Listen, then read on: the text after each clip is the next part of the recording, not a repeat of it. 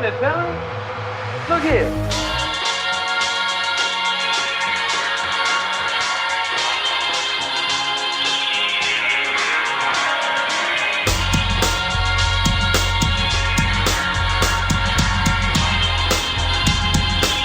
Broadcasting live from way inside the power band, this is The Blah. In this episode, everybody dies. I'm your host, the Wolverine, along with my faithful, longtime companions, Jar Higo. Yo. And C-Lab forever. What's going on? Welcome to the podcast, folks. We've got the Stallones. We've got a box of Punch Crunch bars.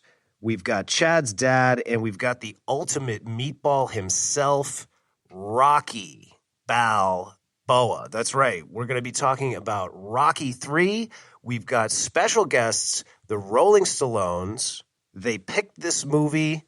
We're going to talk about this movie. Let's say hello to the Rolling Stallones. What up, what up, what up? What's up? Daddy X in your area. That's right, Nick Marv. What up, fellas? Good to be here. Good to be here. Thanks for having us, man. Right on. Great to have you guys on the show. Yeah, about to talk some Rocky up in this bitch, man. There is no tomorrow, fellas. No tomorrow. I love it, man. Okay, so we'll start off like we usually do. Well, actually, let me back that up. So the intro track you folks at home heard playing at the beginning here in the intro is Glorious. It's a new track off the new Rolling Stallones album, and we're going to be doing an upcoming mini-sode about that, so we're not going to be talking about that right now.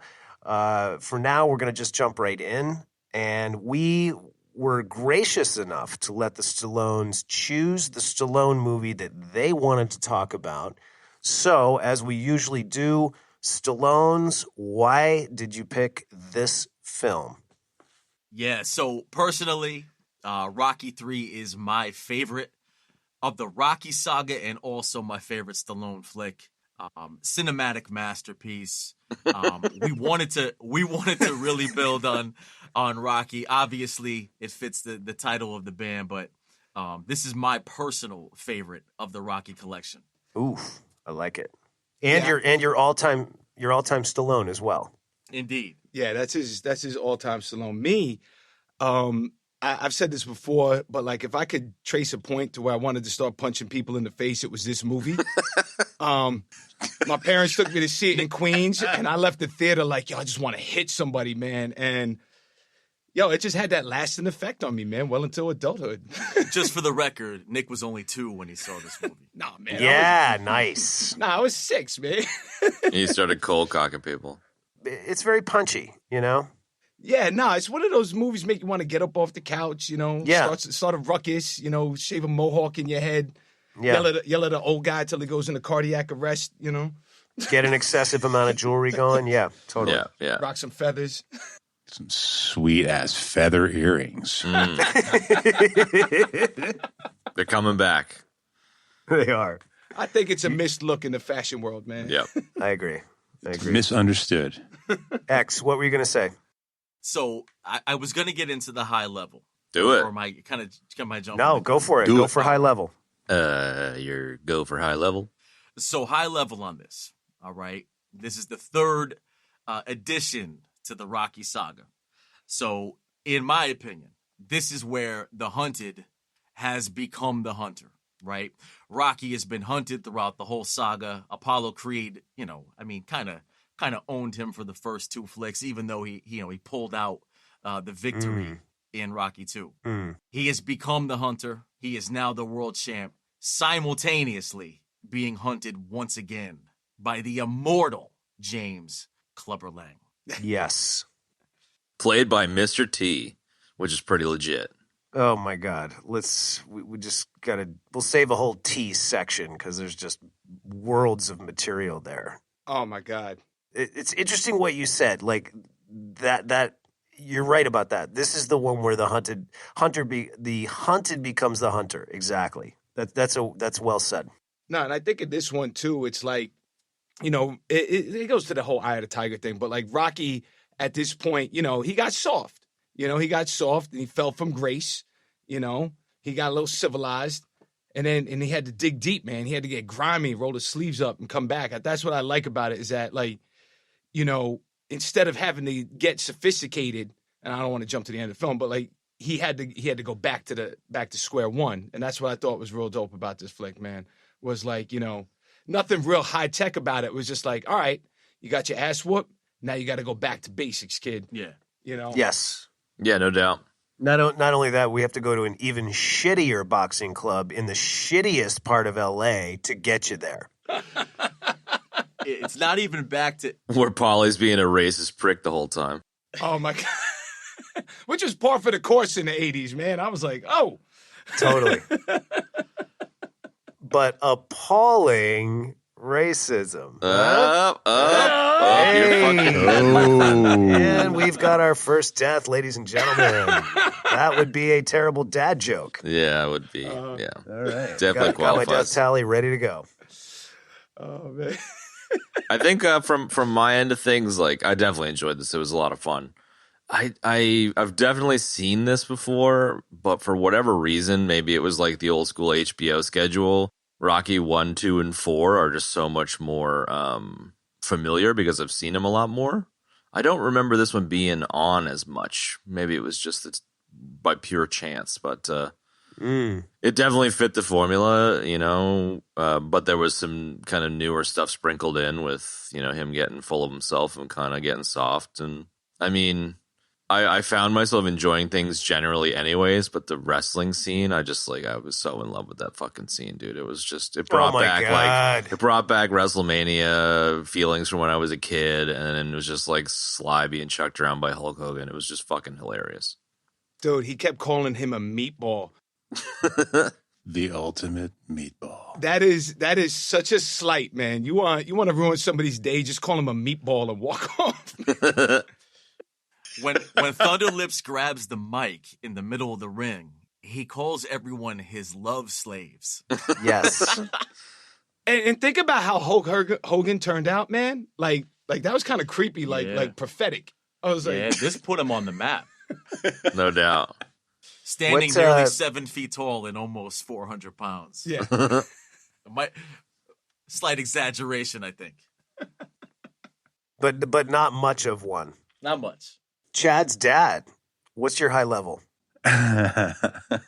Or Benny, whichever. Wait, you want me to do this as Sly? No, you won't make it. You want me to talk about my own movie? Absolutely.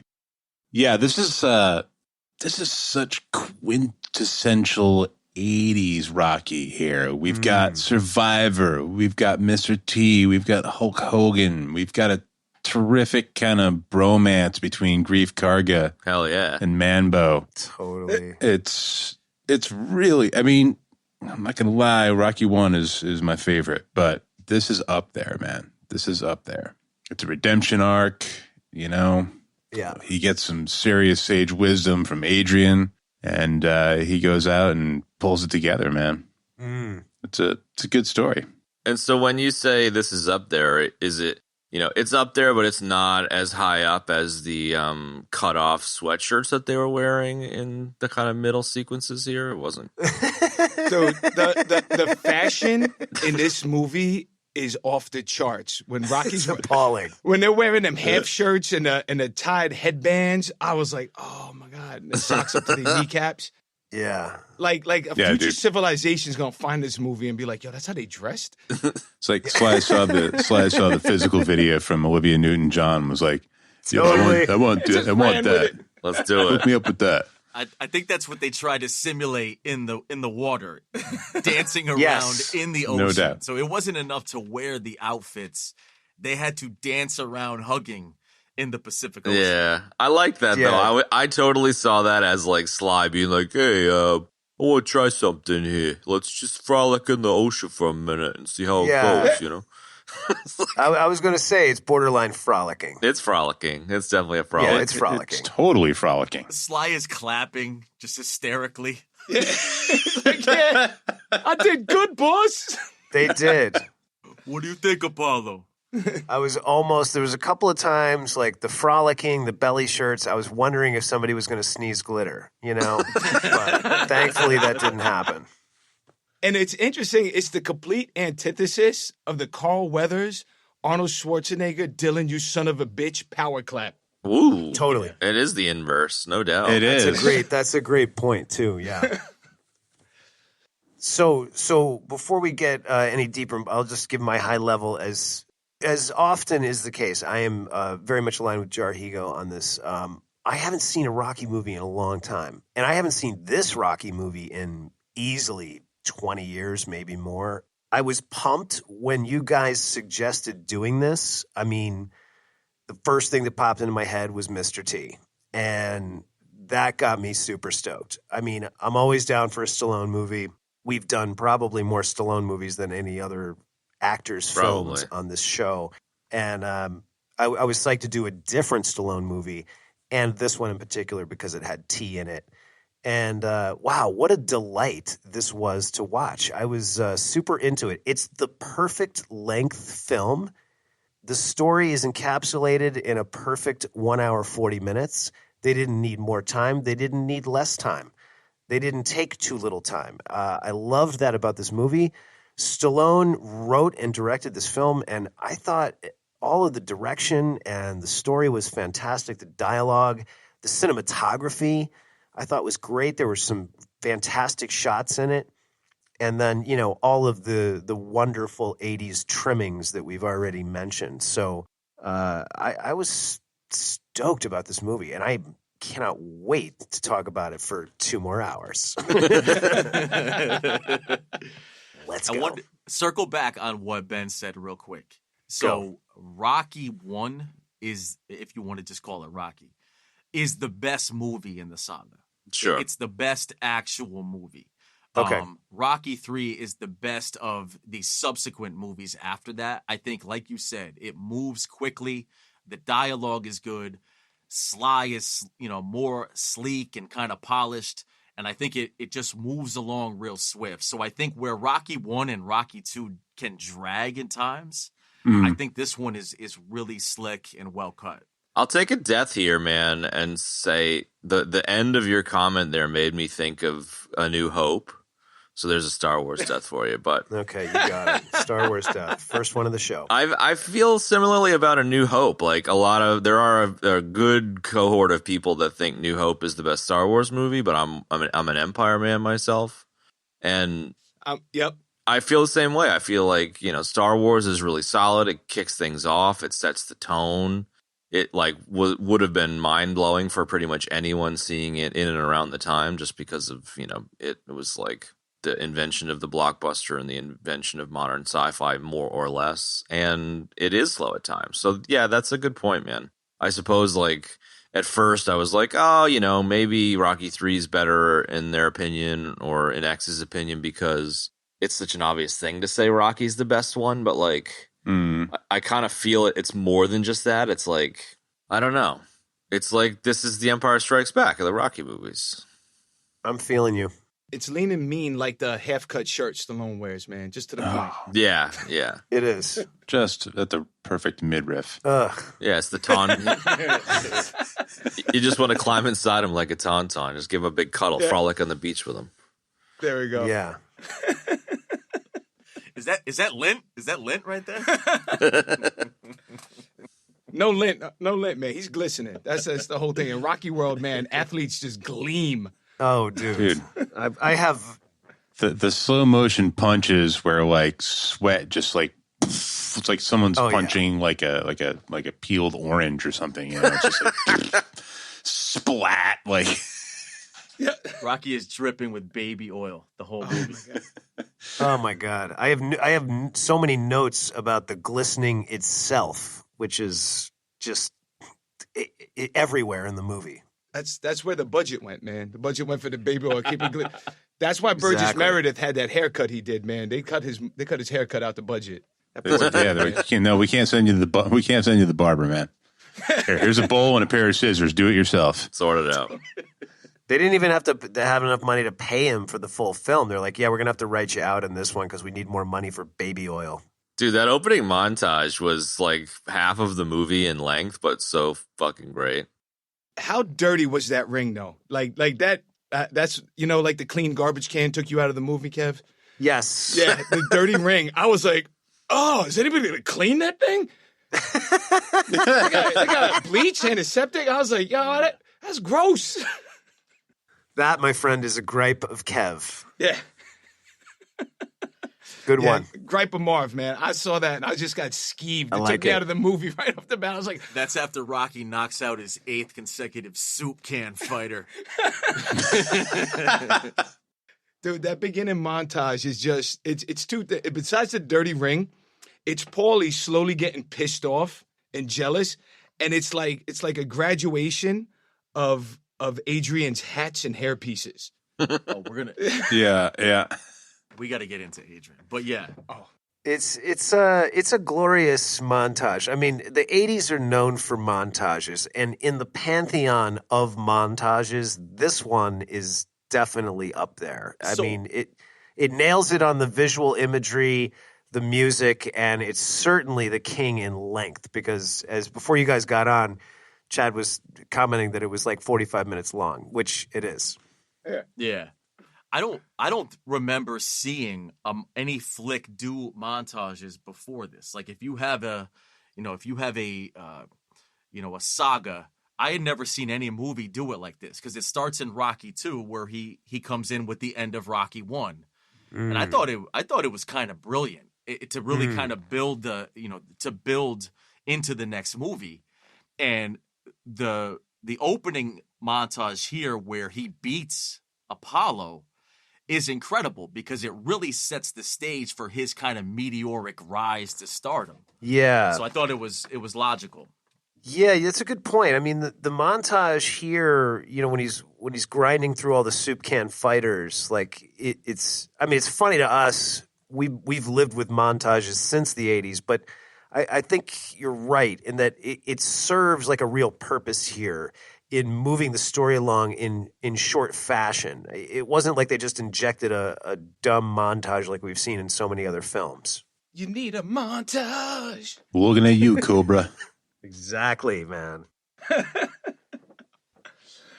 No, I think with that part though, like I agree that it does build up and it kind of makes a nice segue into the film, to where he's like, you see how he's gotten civilized. I dubbed this one Rocky for Algernon because suddenly,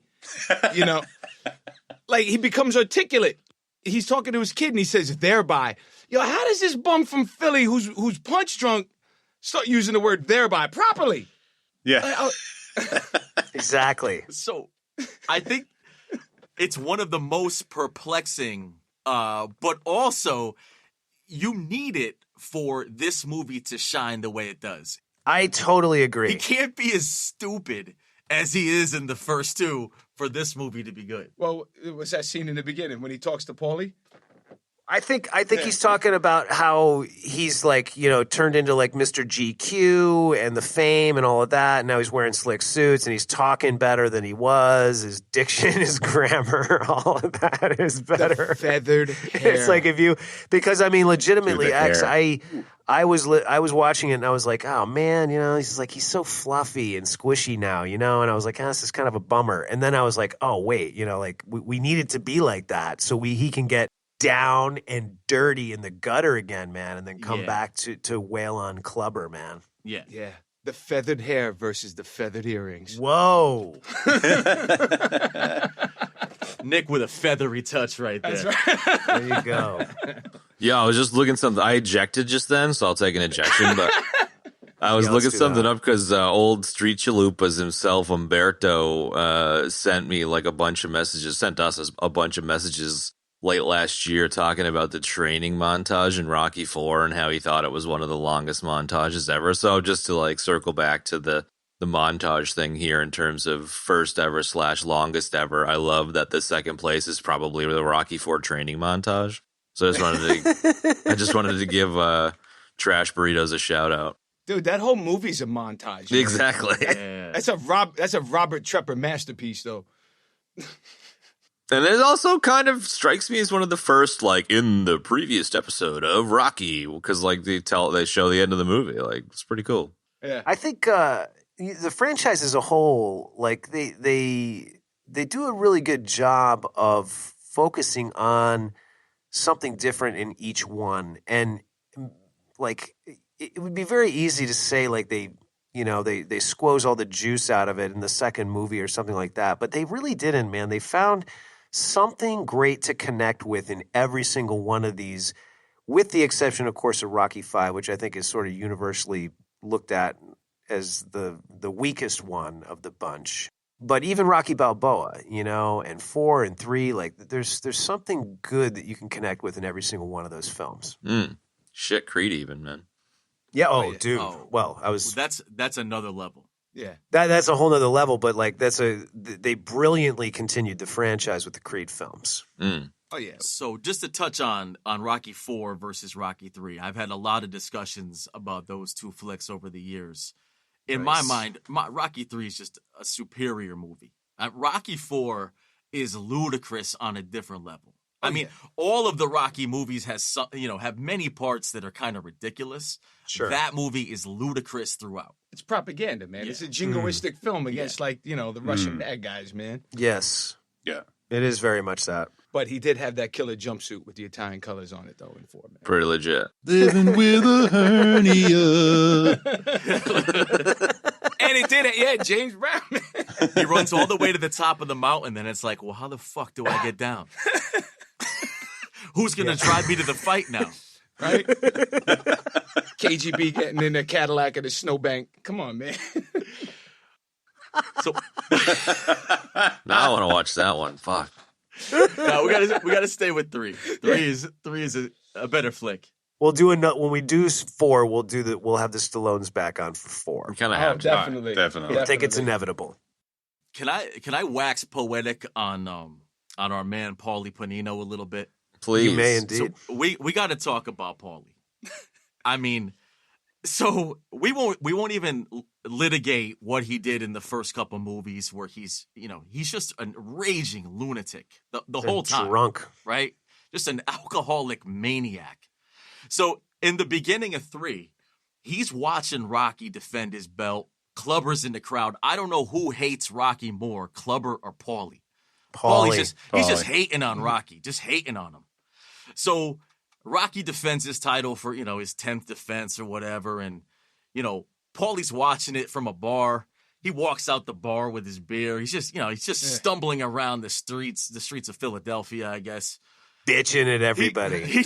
He rolls into an arcade. He's got the bottle of Easy Jesus. He's got the fucking E&J. He's just pounding E&J. He sees the Rocky pinball machine. He destroys it. He throws it through the pinball machine, gets arrested. Rocky bails him out of jail, and they're walking out. He's like, I don't need Still you. bitching. I don't sweat you. Yeah. That was his line. I don't sweat Do you. it, man. I don't sweat him. Paulie hates Rocky as much as any human being alive hates any other human being alive.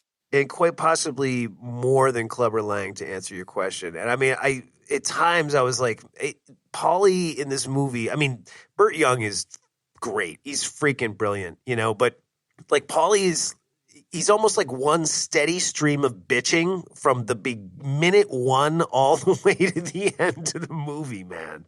No doubt. So can I do a quick sidebar about my man Burt Young? Of course. So Burt Young, right, when I lived in the Bronx, he had a restaurant called Burt Young's Il Boschetto. And I mean, these were some of the worst commercials. Like you see, like they caught him like walking out of a car, and he's like, "Yeah, no, the food's good, and this and that, Burt Young's Il Boschetto." And I used to go, dude. It was like straight like off like a VHS recorder and everything. And Totally. it was by Bay Plaza, right?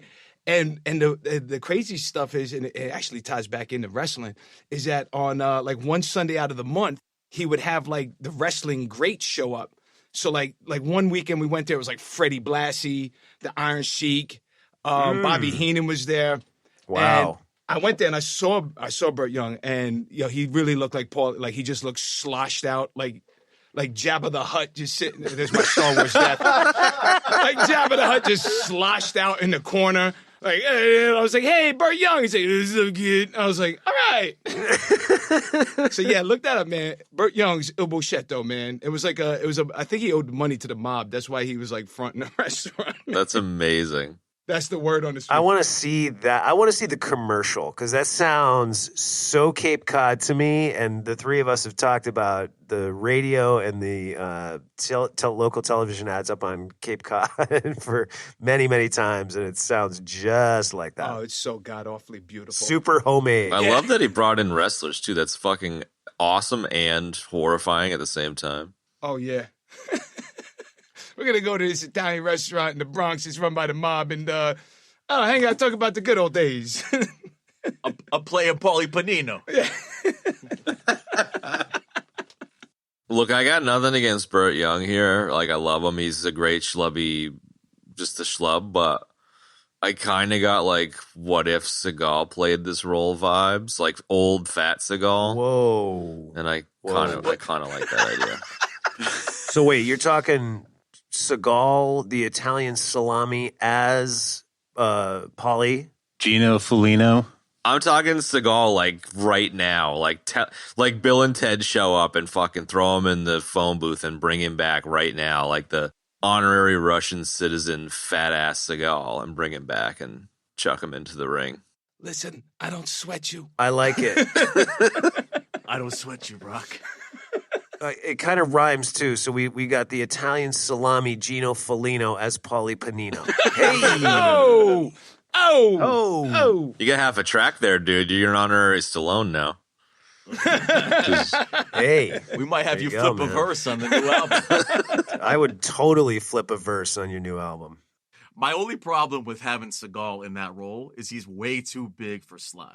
Yeah, but he was... He's like 6'4". Yeah, but you could do that like Hobbit shit where they shrink you by having you far away in the camera or whatever. Yeah, forced perspective, Yeah. man. Totally. He would have like judo flipped the kid into the Rocky pinball machine. He would have Shiinagi'd him, but like broke his elbow. Yeah, totally. Bad form, Makita. No doubt. Oh, sorry, Rock. I'm sorry about that. I was trying to do some Aikido. I spice up your movie a little bit. I gotta go get a donut. Here, have a crow, you'll feel better. Maybe we go get some donuts. You'll feel better.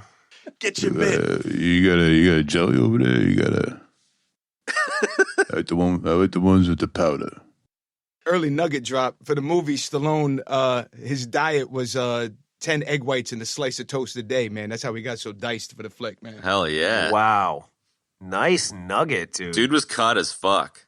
Yeah, I He got was, hungry man. just reading that. I was like, oh man. Right? My man was ripped. You know what I love? I love how you guys are just like you. Everybody knows that you guys are fans of our show, and we're fans of you guys. But I love how you guys have just jumped in, and you're like, "All right, we're just gonna jump in on high level," and like now you're just dropping nuggets. Like you guys got the whole thing down. I love it. It's good. I'm looking to snipe, man. I'm sniping. Mad respect. Oh my God, here we go. We created a monster, man. I'm throwing Easy Jesus bottles at everybody. Nick's sniping nuggets like Redman's first album. Ooh, man, nice name drop. Nuggets. Well, you know, on a serious note about Burt Young, man, he's a fantastic actor, and he, you know, this is probably the most well-known thing that he's done. But you know, that scene, as funny as it is with the Easy Jesus, and he's, you know, kind of freaking out and he's hating on Rock, like that beginning scene when he walks out of that bar and into the arcade, like that whole sequence is beautifully shot, man. And there was, you know, like when he's out on the street and like he, like Stallone or whoever he had doing the cinematography, rather, he, you know, he really got the lens, like the lens flares coming off the lights behind Paulie, and it's like it's just a really good shot, man. Like this movie is as funny as it is, and as much fun as we're gonna make of it. Like it's really well done, man. And that shot in particular jumped out at me when I was watching it again today. You know, it's just it's really beautifully done, man. Yeah, no, it's very like visceral and like you're there, man. And it's to the point, this leads to another gripe. Like, you look at Paulie, and it's like you could almost smell the alcohol on him, you know? Oh, I can. I was like, yo, he probably smells like prosciutto, too, man. I was like, he's just sweating bacon. Like he just looks greasy. You know?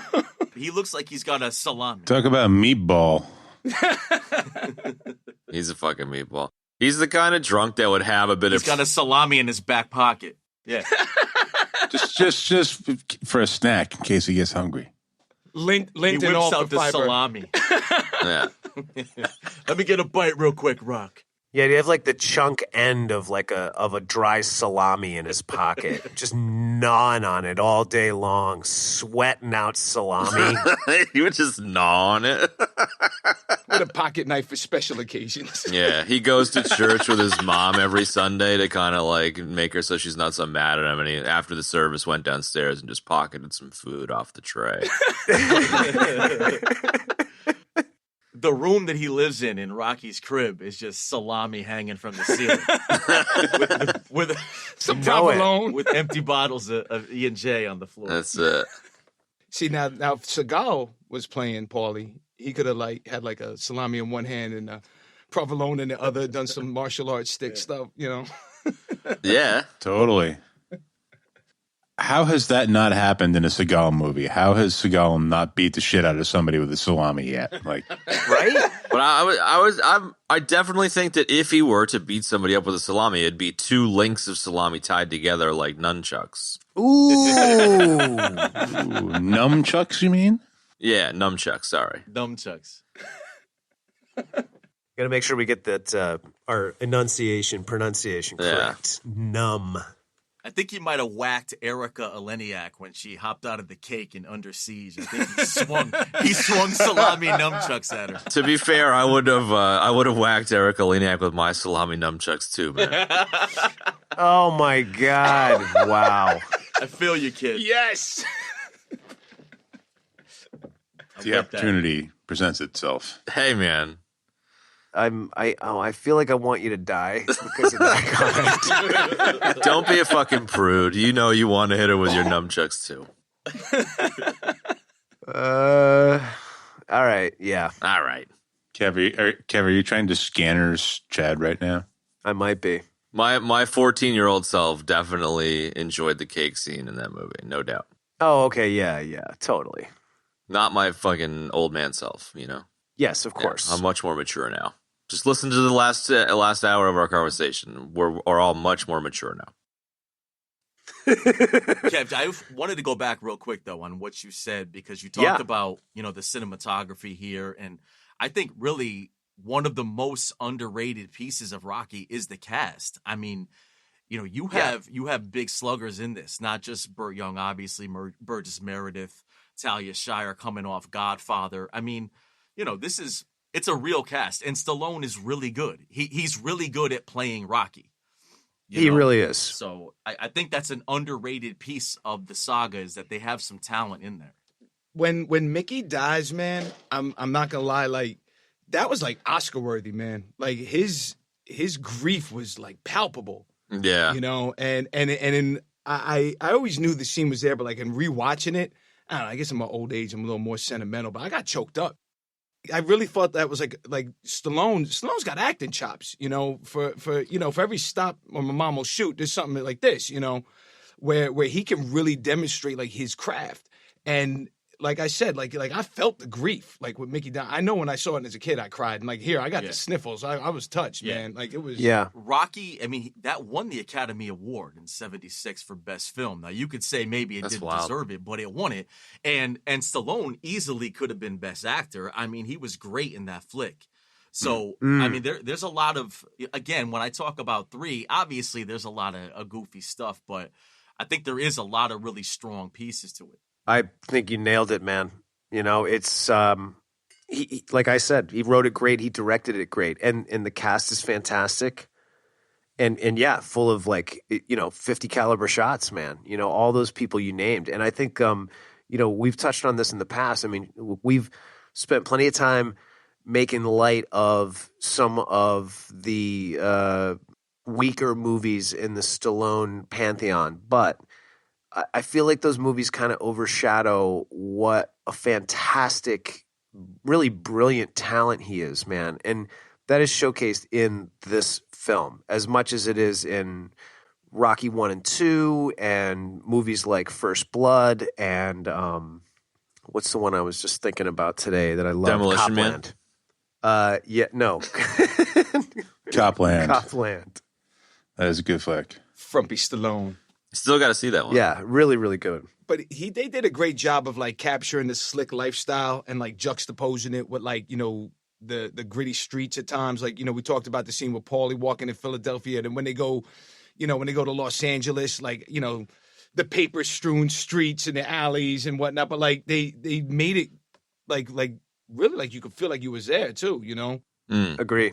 Wait, circle back on Paulie real quick. Okay. So they go to Los Angeles to train because Apollo needs to bring Rocky into his gym.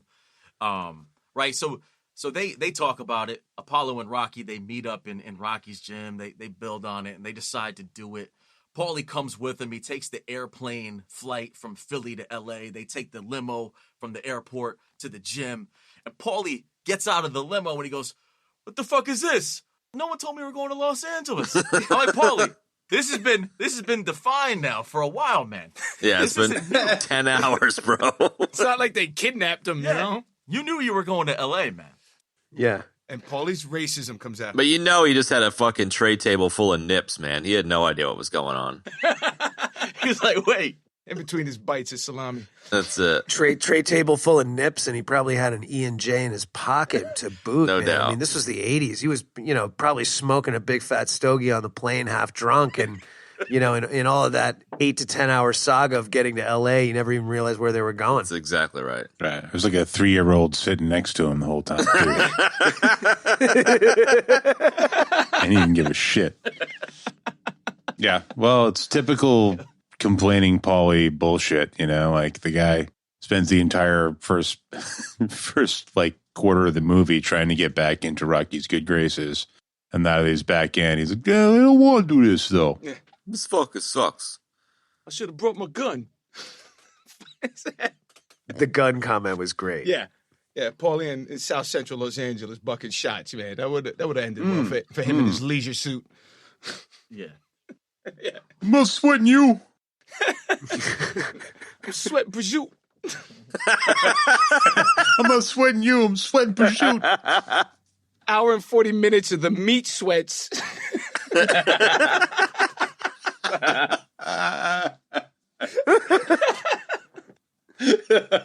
Oh, my God. That is funny.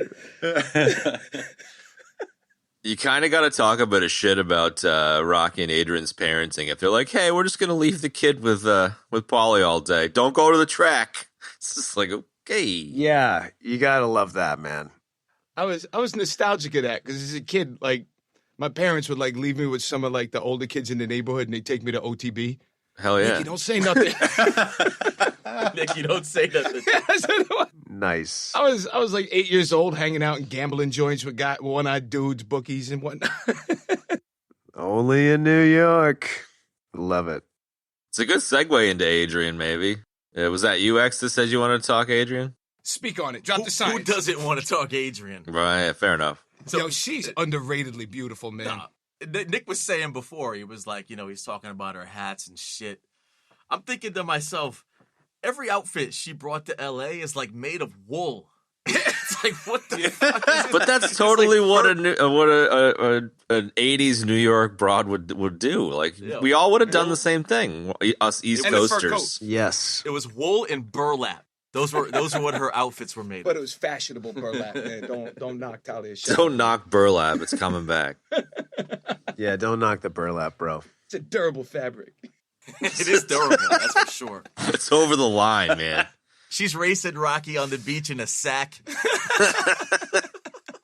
Hey, man, that frolicking scene could have totally been a potato sack hop instead of a foot race. I was just thinking potato sack, man. You He's know? like, "Yo, Apollo, let's get one of Adrian's dresses." She's great, man. She brings a lot to the table here. That scene where Rocky's like, "Sing me a song." I play do do do do do do do. No, you say do do. and then I sing. See, the Rocky for Algernon. He went back, man. He regressed. That's a deep cut, dude. Rocky for Algernon. That's amazing. You regressed. He's singing the song to her. She's like, Rocky. He's like, yeah. She's like, brush your teeth, babe. No. And he says, now you sing doo-doo. And you know Frank Stallone was off camera coaching him. Oh, no doubt. I didn't realize that he was the dude singing in the background of that gym sequence. Not to jump around too much, but that's amazing. And he's always got his brother involved in something with the films, man. Dude, he's still got his brother involved on his fucking grams all day long. Like every other Instagram post is his bro. Hey, man, they're bros. We're turning your bedroom back into the computer room. I will say this about Talia Shire, right? This is probably the first time in the saga that she's like soluble. Like in the first two movies, she's pretty brutal. You know, like every scene is just like, oh man, we got to have him talk to her. But the beach scene, I mean, she really kills it there. Oh yeah, what are you scared of? You know, that's a great scene, and I think she is like certainly his equal, and you know, even a superior actor in a lot of ways, but. I think she's really good in that scene, and that scene obviously is the turning table for the movie. Well, that was a very like heartfelt Italian moment there, screaming at each other. That's love talk right there. I thought it was good. I thought it was well done. It wasn't cheesy at all, man. You know, no, it's good dialogue. No, it definitely was because she was like, you see how like she's the rock for him. You know, no pun intended, but. I'll take a death on that one. Might have a death. In fact, that is a death, dude. You're dead. But she's definitely his foundation at that point, and she's trying to pull it out of him.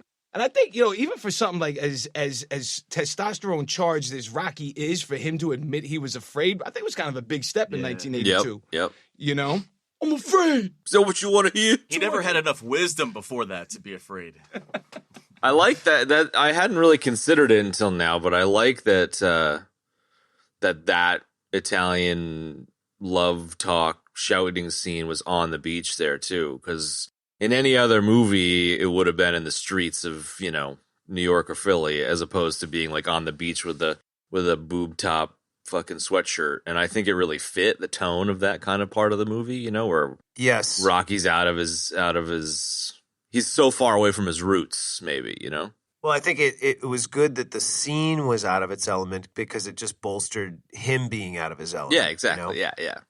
I think just to comment on Talia Shire for a second and touch on a few things that X was saying, that, you know, I feel what you're saying about the first two movies. Like, she really dialed in a awesome transformation. And when you watch 1 and then 2 and then 3, you really can see what she did with that character, man. Because I think, you know, I think we all agree, you know, she is a understated beauty, man. She's a gorgeous woman. And she totally played down her looks in the first one. And to such an effective manner, you know, that she was just a total quiet, introverted nerd in the first one, man. And then, you know, like, we really see her blossom over the next two films, and the transformation is great. And it's hard to do that playing a second banana like that, you know, like not having as many scenes or as much screen time or as much dialogue. And I think she did a brilliant job with it through the course of the 3 films, you know, and she's fantastic in this, you know. Yeah. Every level that she exists at in the Rocky universe, she nails it every single time. And that's saying a lot, man, for not having the maybe a third of the screen time of like Stallone or Drago or Lang or whoever, man. You know what I mean? Yeah, she killed it. You know, someone might say that, you know, like, you know, yeah, well, Rocky was training with Apollo, and, you know, that was like, Apollo was sort of his mentor in the film and was the one that turned around. In some respects, yes, absolutely he was. But really, it was that conversation that turned him around.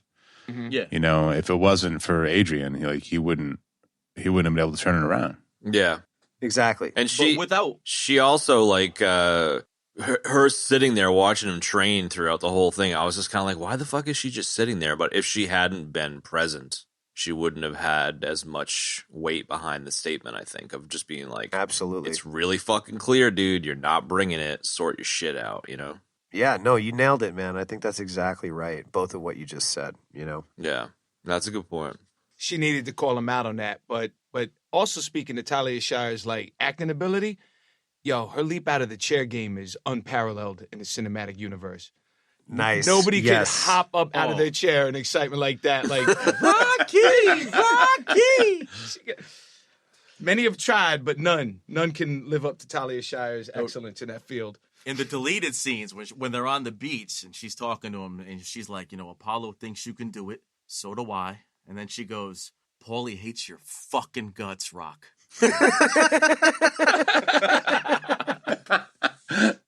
Is that real? Do it for That's in the Paulie. deleted scenes. For real? No. Kev, come on, dude. That was a gullible death if I've ever All right, fucking all heard right. one. There we go. You did have me for a second, though. That's in the ex-director cut. I was like, no. That was in And my then I was like, rewrite. wait. I rewrote the movie, and that was in my rewrite. Oh, I love that you I like bought it, that an shit, man. X-cut of Rocky. You sold it, dude. You sold it for a split second. I was like, yo. But nah, I knew better. Yeah, my high level on this wrestling fight, beside it being fucking amazing, is until digging into it in preparation for the show, I had no idea that this was both Mr. T and Hulk Hogan's kind of cinematic debuts. Like, I thought they were both well established by now, if you were to, ask me. So I think it's pretty awesome. I mean, I was blown away by Thunder Lip's total pimp presence, man, with the hat and the cape. He's just No coming doubt. in there just fresh off the track, collecting his money from his ladies. Yeah. Fucking Right Mac. to the rim. Just a Mac. You know he had a pimp cup in the green room, no doubt. Absolutely. But that seems like the total kind of 80s cheese thing. Like, hey, we got this boxer. Let's throw him up against the wrestler and see what happens. All right. Absolutely. It's the ultimate male versus the ultimate meatball. My thing is, let's be honest. He fucking broke Sly's back on that backbreaker, and then after he breaks his back, he suplexes him. There would be no match with Clubber because Rocky would be dead. Throws him into the crowd. He'd be dead. I mean, for my money, like when I watched it the other night, he did such a good job of selling the fake rivalry like they do in wrestling. Like he was essentially doing exactly what they would do in wrestling. And he did such a good job of selling it. I thought he was serious. Yeah, dude. And, then the next scene, he throws him out of the ring and you're just like, oh my God. Like I was like, oh my God, he's going to kill him. Even man, Rocky bought it. And then later on, he's like, okay, how about that photo? That's the name of the game. It is. The meatball. When Mickey's like, what does he eat? 102 pounds, kid. Well, Mickey's like, this guy's the size of a dinosaur. Oh, yeah, you ever yeah. fight a dinosaur? They can do untold damage. Give me a little Burgess Meredith there. Can you try to squeeze one out? Yeah, hold on. Sibilance. Unique New York. No. Where is it? I got it over here. I actually wrote the line. You ever fight a dinosaur, kid? Wait, that's it? Nice. That was pretty good, man. Listen, Mickey's good for those coachisms, man. Oh, totally. You're gonna eat lightning and crap thunder. Women make your knees weak. Yeah. I think it was astonishing to me. Like, I know that Sly is not the tallest guy. I know he's not like crazy short, but like Hulk Hogan is gigantic. Dude, man. he's huge. Hulk's a big Like, dude. I didn't realize how big he was. He's a real American. Yeah. There's no doubt about it. There's no doubt about that. He fights for the rights of every man. That's right. You gotta put that in the notes. Can I drop a Done. quick nugget on Burgess Meredith? Yeah. So I had heard an interview one time, right? And it was with Michael Rappaport. We were talking about Copland before. And Michael Rappaport was talking about his conversations with Sly Stallone on the filming of Copland. And what Sly Stallone said to Michael Rappaport was, he goes, well, Burgess, people don't know. He's a legendary stick man. And Michael Rappaport was like, what? Supposedly, Burgess used to get it in with the ladies. Like, get it in. And Sly was like, yo, he's a stick man. And Mike was like, what? He goes, yo, he's a legendary stick man. And so Burgess was a pimp, man. Yeah, apropos, a lot of people don't know this, but Burgess Meredith is a stick man. Ladies and gentlemen, Chad's dad. Hey, Dad. What's up, Sly? What up, Pops? Yeah, Zika, pop every now and then and drop a lot of people don't notice, It kind of explains the whole Burgess Meredith penguin thing. Sorry, Ben, just killed you there. But but him rolling around with the umbrella, man, that explains a lot. He's always stroking it, flicking That's it, eh? Yeah, that's Nikki. That's also a Batman death, right? That is a Batman death. Dude, you totally stole my nugget, so you got a nugget snipe, and I was looking forward to dropping that nugget so I could kill Benny, so fuck you, bro. Yeah, double death. I love it. That's why we love him, folks. Batman nug snipe. Right?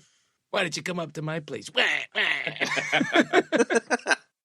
The last little, dingleberry to that nugget is that Meredith played the old grandpa in Grumpy Old Men, which I completely forgot about. Oh my God, yeah. I forgot about that too, man. Dude's awesome. Yeah, legendary, man. Legendary. The Penguin, all that. I mean, I've probably seen a fraction of his actual work. I mean, the guy's probably been acting since, the 1930s or something crazy like that, man, Wasn't he the dude in the Twilight Zone with the there is time now? Yeah. And then his glasses break? That's him. I don't know. I think so. Absolutely. That's that typical Rod Serling, hey, fuck you. This is how the twist. Kev's ejecting to confirm, I bet. What? That's like catnip for Kev. He's gonna go find out. I watch Twilight Zone every New Year's Eve, so I hell know yeah. that. I know that's true. Yeah, that's what I thought it was. There was time now. No, I'm not ejecting. What are you talking about? Everything's totally cool. I'm fine. I'm good. Clickety clack, enhance. Dude, he was born in 1907. You are ejecting. Wow, 1907, dude. Yo, he's older than cars. That would make him in his 70s when he did this movie. Wait, man. can I get a quick gripe in? Go?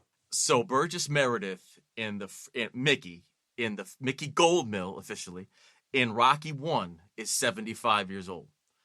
When he dies and they're at his funeral, it says he's 76 years old. But the movie takes place somewhere like 4 to 5 years later. So that was a mistake in the actual, writing of Mickey's character. Or he's actually Martin Silenus and he, cryogenically froze himself for a while. Dude, I'm feeling that. That's the other option. He's Sipenis secretly. The stick man. Sipenis was a stick man. He's got the cryogenic hair going on. Yeah. I thought I'd have more to say about the wrestling scene, but I don't. But man, it was my favorite part of the movie. I did too. It was just pure spectacle, man. It was just It was. And it shows where Rocky, where does he go from here? Now he's become this spectacle. Yeah. He's gone from being this champion to I'm doing this charity bout and I'm fighting a wrestler, getting tossed over the ring and cut my gloves, and it spoke to the change of Rocky too, because you think about it, in Rocky 1 or Rocky 2, he wouldn't have done that, No one would have given a shit. Yeah. That's true. But you know what? I got to say, Nick, they did it in a really tasteful way. Yeah. He dialed it in right. So, we've seen this sort of thing in other films, this sort of plot device where it's the champion kind of falls and he kind of gets turned. And they kind of, I feel like most of the time they make him into somewhat of a clown. And they didn't really do that. They kept him being Rocky strong, but just showing that he was soft in his underbelly. You know what I mean? Kind of way. So I don't know. I thought it was a really a smart way to do it. Yeah, it didn't cheapen Rocky. They didn't throw it in the film to be oh, now we're gonna have him fight a wrestler. It was more speaking about Rocky's story arc, and that even speaks to what Mickey was doing to him, protecting him the whole time, keeping him like floating the boat, taking on these soup can fighters, So I mean, it's for charity, and the bottom line is in the first two movies, he never would have had anything to give to charity. Yeah. So Good it point. also speaks to his, he's a good Samaritan. He's still the good guy from the streets, and now he's giving money away when in the first two flicks, he ain't have shit. Yeah. But the spectacle stuff totally transitions into the spectacle of him training for the upcoming fight with the gym with the whole bunch of tourists there and all the merch and shit. Like, Oh my god. he's still a good dude and he's still like got a heart of gold, but then he's like also got gold velour jumpsuits for sale and shit. Like, it's pretty funny, man. Like, he convinces Mickey to come back and Mickey's like, I don't know, kid, and he's like, come on, Mickey, just one more time, You gotta take your training seriously, kid. And he's like, okay, bud, okay. And they fucking are hanging out in a Gold's gym with like red velvet curtains and shit. It's fucking hilarious. Such a joke, man. Hey, maybe we'll go join the circus. Meanwhile,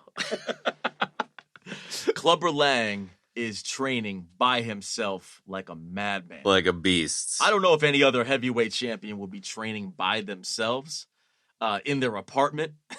Yeah. But With his Bowflex. Chuck Norris total body workout. For all of the training scenes we've seen, like, I mean, his training in his crappy roach-infested apartment was tops every other training scene from all of these movies, man. Yeah, the running up the snowy hill, Rocky punching the meat. Sorry, beating his meat. Whoop. So terrible. Sorry. Another death. That was bad. But I think Wow. that's the great thing about with Clubber Lang is that they made him so feral in this film, like he's almost like a street kid that just grew up and said, I just want to beat the shit out of people for money, But the irony there is that he has the eye of the tiger, right? Yeah. He's the Yes. one with the eye of the tiger, and then Rocky has to kind of snatch it back from him. Now, they don't show Clubber training for the second fight at all.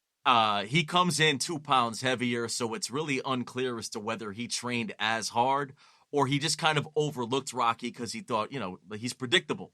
That's what he says. He's stupid and predictable. So you don't know how he trains for the second fight, but for the first fight, my man is no joke. Yeah, no doubt. I kind of had a heartfelt moment for Clubber Lang when he's like, I live alone, I train alone, I win the title alone. I think this whole movie could have been circumvented if Clubber Lang just had a friend. Couple of buddies. Totally, man. If he just had someone he could confide in, tell his fears to, If he had a Adrian. That's it. This is Clubber Lang. Really, and his somebody boy to just Peanut. vent to. In 6th grade, somebody gave him like a power wedgie and hung him from a hook in the gym locker room, and ever since then he's been on a tear or some shit. It was Paulie. That's Paulie it, hung him exactly. up in 6th grade. Should never hang me from a hanger, Rocky. My mother hung me from a hanger once. Once. I pity fools. I kind of like how Clubber Lang. I definitely got like old school Mike Tyson vibes from the character, and it's been a bit of a premonition because like Tyson didn't really kick it off until like '85, so this is a few years before Tyson even hit the stage, which is kind of interesting because I was like, they probably totally lifted, Stallone totally lifted kind of Tyson's ferocity for the Lang character, but not at all. So it's interesting. No, because it's a great point because he is before Mike Tyson and he's like a more sort of even more animalistic, boisterous Mike Tyson. Yeah. Stallone took Apollo clearly from Muhammad Ali. Yeah. That was clear. No doubt. But this predates Mike Tyson, and it's unreal how the similarities between those two. Yeah, no doubt. Yeah, wow. I'm so glad you brought that up. I never thought about that. Yeah. It's like a straight up Terminator. Yeah. Yeah, dude, no doubt. He is. Would you say, based on what Ben just said, like, he is a straight up Terminator, is he scarier than Drago? Because Drago had like almost literally like a Terminator kind of dead eye feel to him. But Clubber, I feel like he's scarier. Yeah, agreed. See, This is what I'm talking about. yeah, Now see, let's this get comes into to my this. point, man, where I had to admire Clubber Lang just throwing cops and security guards like rag dolls. Like he was, you can't stop him. You can only contain him for a slight moment. Like, he was just a wild beast. When they're showing him fighting in parallel with Rocky, I mean, his knockouts are obviously more impressive. But I'm so glad that you brought up Drago. For years, I've thought about what would have happened if Clubber had fought Drago. What happened to Clubber after he lost to Rocky? Like, what would have happened if he was in another movie and he was still fighting? Like, to me, he would have given Drago the business, man. Yeah. He was on a different level, man. He was just a beast, man. Like, you look at Drago. Drago's got that shark eye look about him, but like Mr. T's like just a wild animal in this film, man, and he just played up to it so well, dude. I mean, Drago's got all kinds of size, but I think Mr. T would have went to the body and broke him down, man. Yeah. If Rocky could break him down, Drago's the Olympic athlete, the one that gets beaten into training fucking 16 hours a day and is just like broken, but like a highly trained machine. Whereas, to everybody's point, Lang was just a pure fucking beast, just pure animal. He would have eaten the shit out of the fucking gymnast. He would have eaten the shit out of the Olympian. Like Drago's trained up, but he would get torn apart, no doubt. Now, Clubber Lang's the precursor to the Shrike murder workout, man. Ooh, nice name drop, dude. I'll take that. You know what? I want to at this little pause here, there's something crucial we skipped from the wrestling scene. And Ben, this is kind of directed directly at you. The ring announcer has... Oh my God, yes, thank you. Yes, like he has a stash that is just real special. It's special, yeah. We need to talk about that stash for a second. Yeah, mustache corner. It's not a good mustache, number one. So let's just get that out of the way. This is not a good mustache, man. This is not a mustache that inspires confidence in people. Right. This is a mustache that labels you as a freak. Perhaps some kind of pervert. Thick enough to hide your darkest desires. It's a mustache that gives good mustaches a bad name. Kind of like when I'm driving around in my minivan. Yeah. It was pretty impressive, though. I want to like it. It's totally impressive, man, but it's just not right for his head. Yeah. It's got that horizontal acreage, man, but it's just wrong. Yeah. And I'm right. Well, I do know you're right. And I mean, hey, when you're right, you're right. Hey, Jahigo, when you're right, you're right. Hey, look. And, look, it's garish for the sake of being garish. And in that respect, if you look at the white tux with the weird sort of like hot pink / red accents and bow tie, like it totally works for that goofy outfit. I mean, I think he kind of looked like his colors and his gear kind of matched Thunderlips. So like I think he was like his personal like announcer, like part of his sort of entourage. And in that context, it definitely works. For the sake of stashes in general, in our parlance, I think you're right on the money. Like it's not great. Like he pulled it off great and it worked for the film, but it's not an awesome stash. It's memorable. Dude, that dude's stash went all the way around and down his back to his ass crack. Like that was... Dude. I had that in my notes. I was like, announcer stash? What the fuck? I had that too. That cat was a straight, like, late 70s fight announcer. Like, he fit in that role to me. Yeah. The mustache was whack, but he definitely fit that part. He saw John Holmes was like, I could top that. Yeah. All right, so in old school segue style, I can segue us back to the pre-fight training, where an early nugget here is the gentleman with the mustache. His name is Leroy Neiman, and that dude is actually the artist that paints the two Rocky paintings. He's in. Yes. So I wanted to drop that one. You sniped my nugget. Yeah, motherfucker. Back at me. Ooh, nice nug. Yeah. Wow. The counter snipe, man. Solid. Fuck, yeah, got you, bro. That should be like the new game. Tom Clancy's counter snipe. Blah. A no scope counter snipe. I got a clip, man. X, man, you're supposed to have my back, bro. Yeah, Come man. on. Nick's lacerated over there. Yeah, you guys are dying. We're too powerful.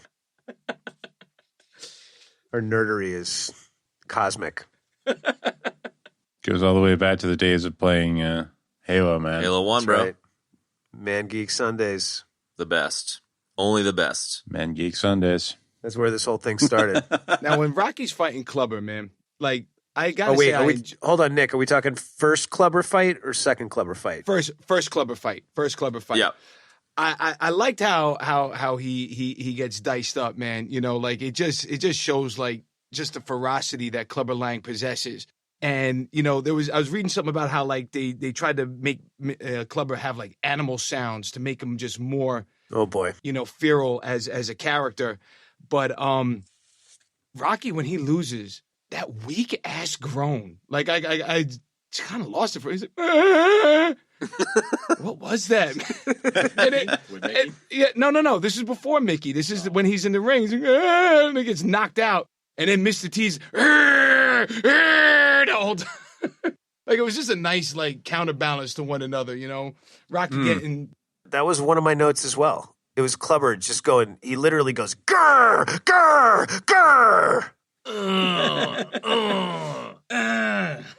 But I like when Apollo comes to his corner, right? And he's like, get out of my corner, chump. And they did like a voiceover for Clubber, and he's like, get out of my corner, chump. I'm like, what was that? Little ADR action there, yeah. This is great podcasting. I like it. Lots of grunting. This is quality content, folks. It's good stuff. It's the whole sizz right there. Totally. But what's his name? Carl Weathers and Mr. T didn't get along, so that scene was kind of like impromptu from what I saw. What do you mean, for real they didn't get along? Yeah, they Wow. they kind of had a beef on set, man. Sorry, early nugget drop. So when that scene happened, Mr. T was kind of for real, you know, and so was Carl Weathers' like response. It's kind of like, all right, tough guy, just kind of like backed away from. That is so dope. It worked. That's so dope. Don't fuck with Grief Karga, man. Yeah, no, they used it well. Now, what if they fought? What if Apollo in his prime fought Clubber? I think Apollo kind of eats him up, Yeah, right? He's too good. I think he's just too powerful. Well, I mean, they did say, what was it, in one of the future Rockies, they did say Apollo beat Rocky at the end in that final freeze frame. Yeah. So there's your answer, I suppose. Yeah, no doubt, man. I mean, even Rocky was like, he was soft from all the bullshit fights, but I mean, the all the shit that went down with Mickey beforehand, like he was basically just offering his throat up, you know, like he wasn't even trying Yeah. through that first fight, you know. No, he wasn't.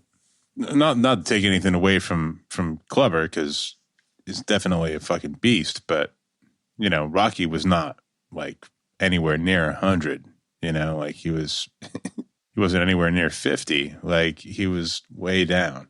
Agree. But even still, like, he was all right. You know, he wasn't taking it seriously in the gym and shit, but he came relatively prepped. And then once there's that confrontation in the stairwell, I definitely feel like he dipped, you know, like once Mickey was feeling like shit, like it totally took his legs out. That moment was it. He was done. It was all over at that point. Yeah. He's totally psyched out at that point. I think he would have lost either way, but. well, with that, yeah, because at that point, Rocky, you know, he wasn't on top of his game at that point. You know, he was fighting all these bums. He wasn't hungry, and that's, I think, you know, you want to speak, you know, go back to high level. Like the real notion of this film is like, you know, be hungry for victory, man. You know, and that's what Clubber Lang had. You know, he wanted to be victorious. He wanted to come out of something. That's what Rocky had in 1 and 2. He had something to prove and he had something to gain. And at that point, you know, you're at the top of the hill. It's easy to get knocked off, man, if you're not paying attention. Totally. Yeah, the one gripe I have, probably in the whole movie, is, and this is a legit gripe, not a silly one. Like I kind of thought the fight was a bit of a nothing burger. Like when he fights Clubber the first time, for all the build up to the fight, I felt like it was a little bit of a nothing burger. Like the fight itself, I thought it should have been like a little bit longer, man. Yeah. Just to kind of, I mean, because you're talking about knocking, the main character, the champ, Rocky himself, off of his pedestal. And I feel like they didn't do that moment enough service. Like they made the fight too short.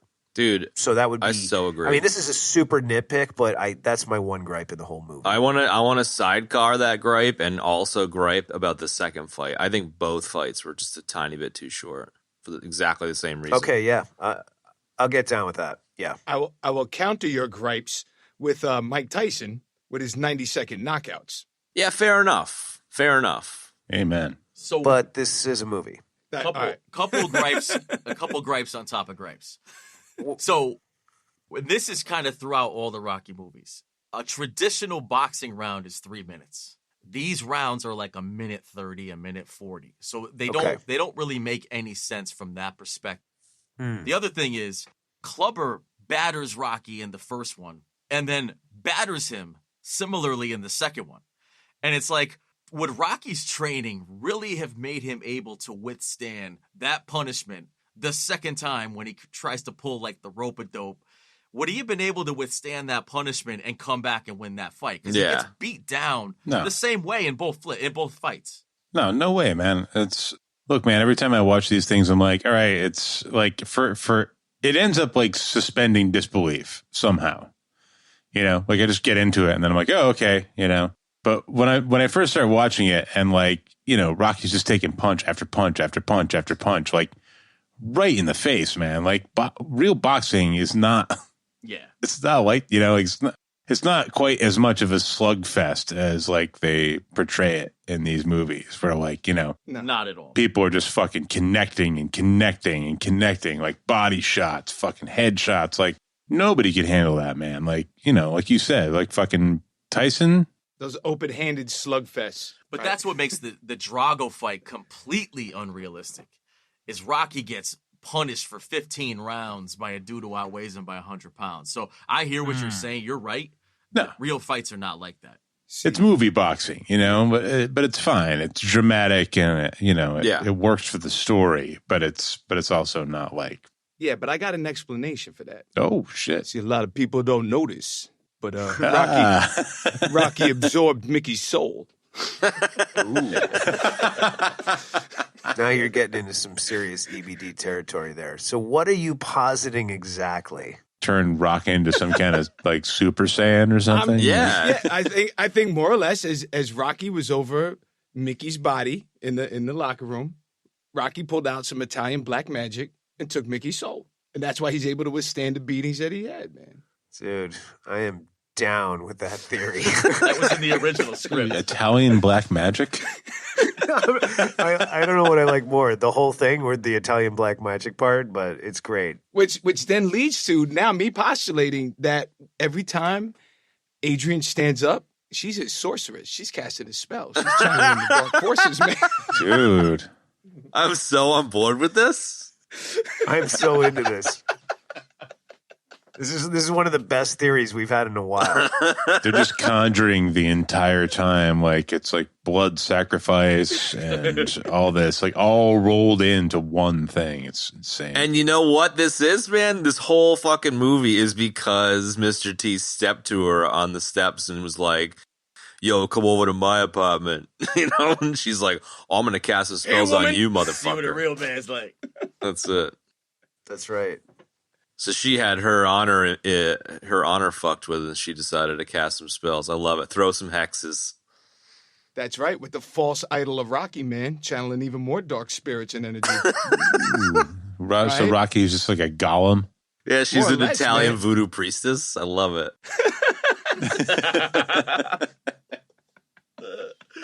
Now I want to see Rocky playing Smeagol in the Lord of the Rings movies. This Gollum, dude. No, not that kind of golem. No, I know, but I kind of went there. Like more like a lottery golem. Yeah. I need my precious. You gotta be in it to win it, huh? That's fucking great. I love that. You gotta sacrifice my super set. No way. But tell me that theory doesn't hold water, man. Tell me that theory doesn't hold water. Dude, that theory is fucking watertight, bro.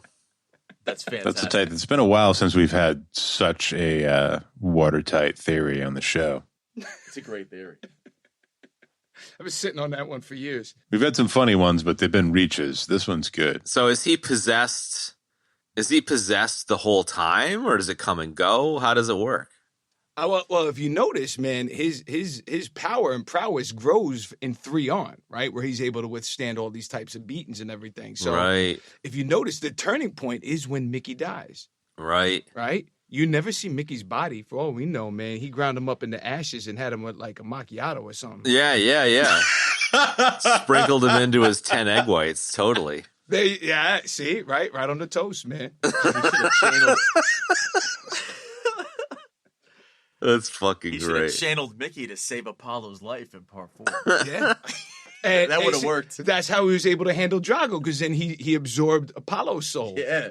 And Then then Mickey and Apollo. and then he passes it on to Creed, man. Yeah. And so when did he absorb Apollo's soul? When they were frolicking? No. part When he 4 died he in died. 4. When you get killed. Right? Oh, No, right. he's Yeah. Rocky's always Yeah. around when people are dying, man. Right. For all we know, you guys absorbed the soul of Brian Dennehy and No, not true. Totally not true. What would have happened if Paulie died? Would he absorb Paulie's soul? he did. Paulie did die, man. When does Paulie die? Paulie died between Rocky Balboa and Creed. Oh shit! So maybe that's why he's all washed up in Creed, because he absorbed Paulie's soul and just kind of became schlubby. But that's how he beat cancer. There you go. There it is. This theory doesn't stop, man. It was Paulie. It was all that pocket prosciutto, dude. That'll sort cancer out. It wasn't the eye of the tiger. It was the prosciutto of Paulie. Oh, that's good stuff. It was the heart of Mickey. Michael B. Jordan's like, are you going to get treatments? He's like, nah, I got Paulie's prosciutto in my pocket. Wait a second.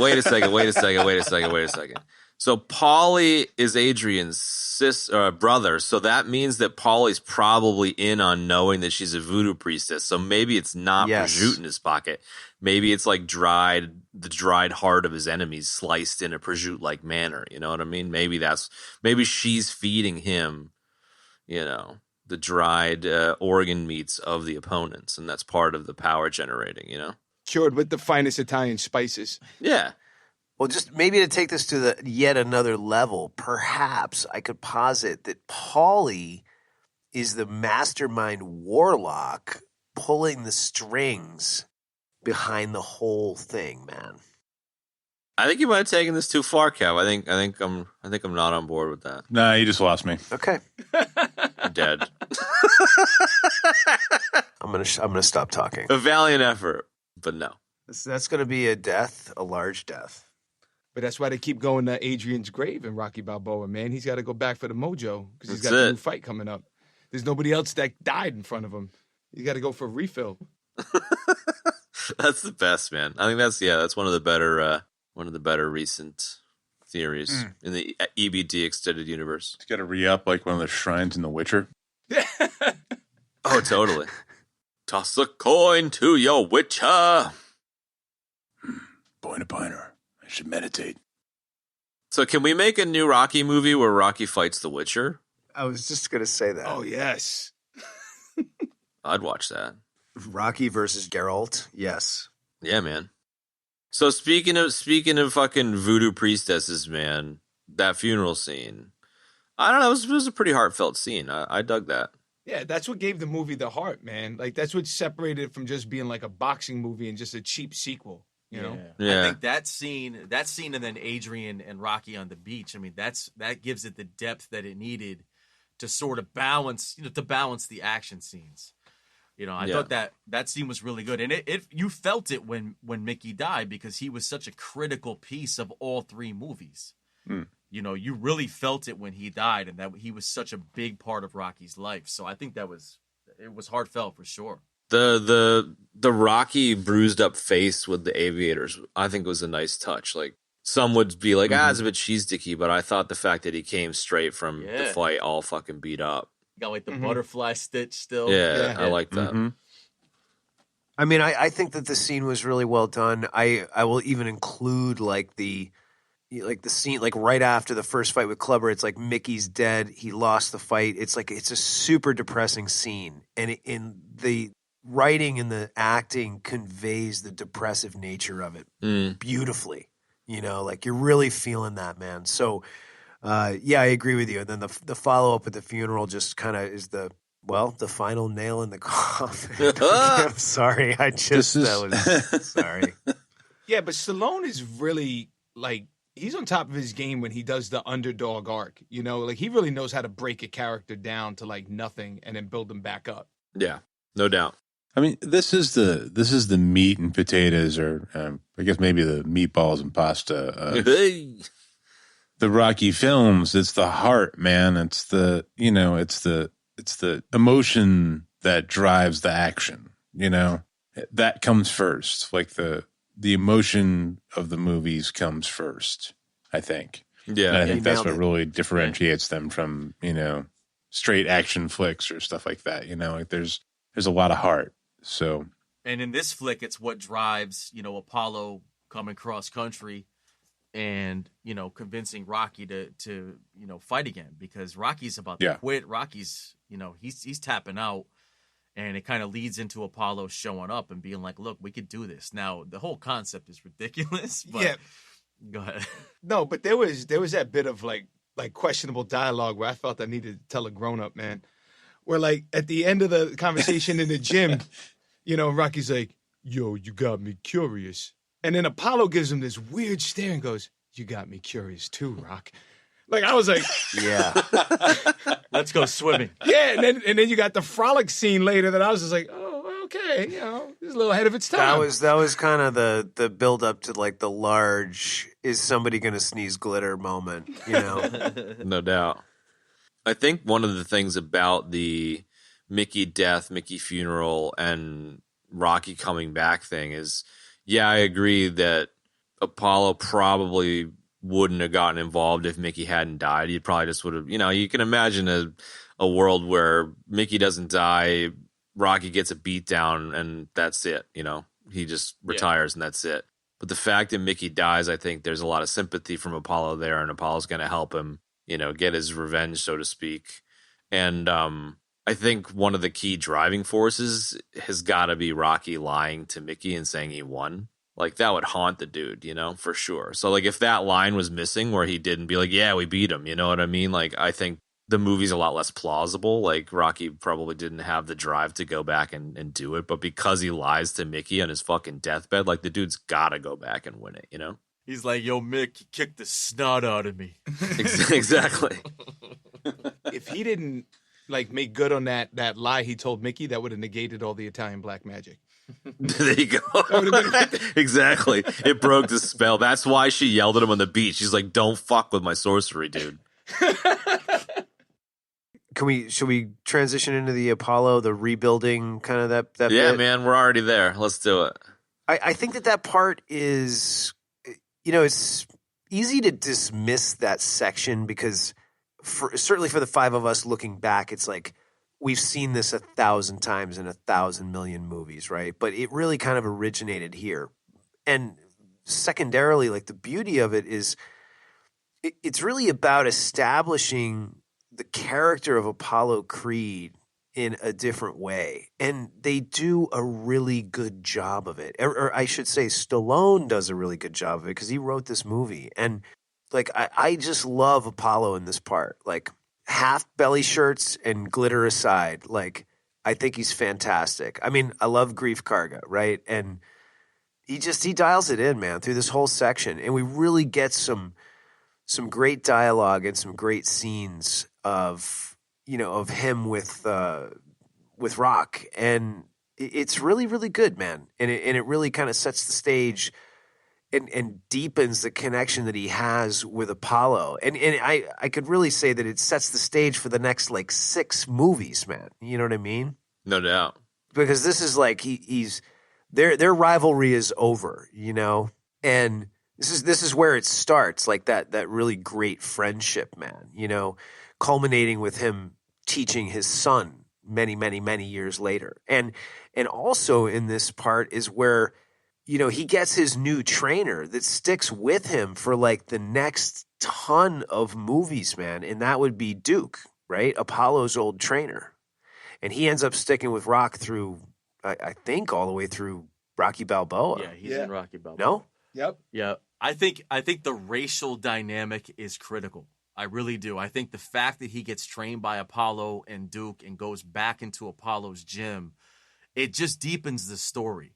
And obviously the racial dynamic in the especially in the first one, it's kind of a black versus white, where this is kind of like it's black and white together. And I think that really is a key element of it. And Carl Weathers is the man. I mean, Dude, he's fucking definitely. He's dope in all of these movies, and he really, his line readings for everything that Sly gives him. I mean, he nails it out of the park, man. He's great. I totally agree. Yeah, he really drives Rocky at them points. Like, this is a movie where Rocky gets yelled at a lot, and those scenes where you see Apollo being like just so frustrated because he's putting in the time and effort to work with this guy, and he's like, "Come on, Rock," Yeah. There is no tomorrow, man. There is no tomorrow. Mm-hmm. And just quickly about Duke, he ends up playing the same character all the way through Creed 2. So I think he might be in montages in those two. I don't remember, but well, he might be, but like that's I think it's cool when they keep the continuity like that, because like for all of the talk about world building that we've done on this show with the various different properties that we've talked about, like I mean. And this is something I didn't even think about when I was watching this. Like, there's some really great world building in these Rocky films. I mean, look at what we got now. We don't just have, like, 3 Rocky movies. Like, we've got 6 Rocky movies and 2 Creed movies. Like, that's a lot. So I think it's cool that they kept that continuity with the lore. Yes, I just said lore and Rocky movie in the same sentence. No, everyone's making a pretty strong case here, though. Like, there is actually a fair bit of lore. Yeah, but it's there. Yeah, total lore. Yeah, of course. I don't know if Rocky would have been able to shave off all that time on his 40 time on the beach, though. Yeah, I don't know if he's actually beating Apollo. I think when he beats Apollo, you can see Carl Weathers actually running in slow motion. Yeah, Sly is going about 190%. It's because them nut huggers were riding. That's it. You ever try to run in nut huggers, man? You ain't getting. You can see Rocky's thong as he's going up the beach, man. Whoa. Yeah, baby. Dude, I like how there was more slow-mo running screen time than there was boxing screen time. That's what it felt like. It did feel that way. Dude, how about that Rocky flashback, man? That he's tripping balls in the middle of running. I was like, he dropped a tab, man. Totally. You went Kubrick for a minute there. There you go. It was the origin of microdosing. That would actually explain the frolicking if they were both microdosing, no doubt. I like it. It's all part of the witchcraft, man. But I think overall that training sequence, it's probably better than the fights, just to kind of go back, to the fights. And that training sequence is great. It kind of leads into that fight. And then, Nick was talking about the mohawk that Clubber had. What about the terminology? I mean, things like "you're dead meat" and "I'm going to bust you up." That's what he says at the start of the second fight. And Rocky going, "Go for it." I mean, I remember saying "go for it" and "dead meat" when I was young, like all the time. Man. Yeah. Yeah. Wow. Good point, man. It's like part of the lexicon, man. I don't know, but the way Rocky says "go for it," go for it. Go for it. How about that, Mr. T, though? Do you have any predictions for the fight? Yeah. I predict pain. And he drops the "I pity the fool," man, which I liked. Yep. Yeah. Absolutely, man. And yeah, a nugget about that. He never utters that in the A-Team. That came from this movie. Yeah, which is crazy. And that was it. Like, I mean, he said it for sure after that. It is various different things he appeared in, but that was yeah, it's a Mr. T-ism. It is. He's said it just in interviews and stuff a bunch of times. But I think as a fan of the A-Team, Ben, like I don't know. I guess I always assumed he said it on the show, but he never said it on the show. Right. Yeah, like I'm surprised he didn't say it. I assume that he said it in every episode of that show, the second before they freeze frame jumped at the end or something. Like, that's the level of how often I thought it was said. Like, it's not just like, oh, it was totally in the show. It's like, no, it was in every fucking show. It was like the G.I. Joe at the end. They had the, like, and now you know, and knowing is half the battle. Like, that's the amount of times I thought he fucking said it. I think that's a Mandela effect, man. I think we're actually from the universe where that did happen, and it just schismed. That's it. Whoa. In the universe I come from, everything's the same except for that one thing. Yeah. I quickly got to send Nick this picture that you just sent me, Ben. Yeah, you gotta send that shit off. There you go. On a total sidecar here, I was thinking about, like, if a fighter like Clubber Lang, you know how he gets booed, right? Oh wait, hold on. Yeah, see this shit. Oh, that's total. That's just, oh my God. Like, Carl Weathers is kind of like, I need an adult. I could fill that chat bubble with many different things. Rocky's like a blushing totally. bride. He is. He's like, oh, he's like, ooh, ooh, ooh. He's like all awkward. Even a bit sheepish. Sheepishly smitten with Grief Karga. It's totally that, like, Yeah. romance movie thing where, like, the man and the woman, like, roll through the grass together and, like, have a little bit of a thing. Totally. And Stallone's totally got the femme side of it in this photo. Well, they did that with Adrian in the beginning of the movie. He rolls around with Adrian. Yeah, There you go. I was just going to say that. You could argue that the beach frolicking and touching are more sensual and sexy and romantic than the one with Adrian at the now beginning. we got to Photoshop Carl Weathers into the scene where he's like, say do do do do do. Yeah. It's like, yo, Rock, brush your teeth, man. with a wool tunic. So the fight, right? The last fight with Clubber, right? Which is at Madison Square Garden, which I didn't remember. I was like, hell yeah. I didn't remember that either. Yeah, I was like, great, it's back in New York, man. Well, not back in New York, but it's in New York. You know, and as a New Yorker, you know, I do believe it's the center of the universe. Sorry. Go But- Sox. Of course you do, But, even though we know differently. Go ahead. but I was thinking, like, you know, Clubber Lang's getting booed, and I was like, in today's world, like, he'd be like a phenom. Like I don't think he would get booed. They would, like, people would venerate him like question. anybody else. Oh, Where my I think God. Rocky would get booed. People man. would hate Rocky. Yeah, They would. He's just a nice guy. No, it's an interesting point, man. You know, that's a really interesting point. Totally. It's all show now. There's very little heart. Well, because you take like a Conor McGregor, man. You know, he's always running off at the mouth, and everybody's like, he's the greatest fighter of all time. No, he's a fantastic fighter, not of all time, but He's a bit of a fuckhead, though. Yeah, right. That's yeah. like a perfect parallel of, you know, in terms of the conversation we had about, like, you know, like who's the current, you know, like action superstar. Like, it just doesn't exist because of attention span, et cetera, et cetera. And, like, It's too many. you know, like McGregor Mayweather is like the parallel universe, like the current, you know, like the 21st century version of, like, you know, fucking Hogan versus Yeah, no Rocky, doubt. you know.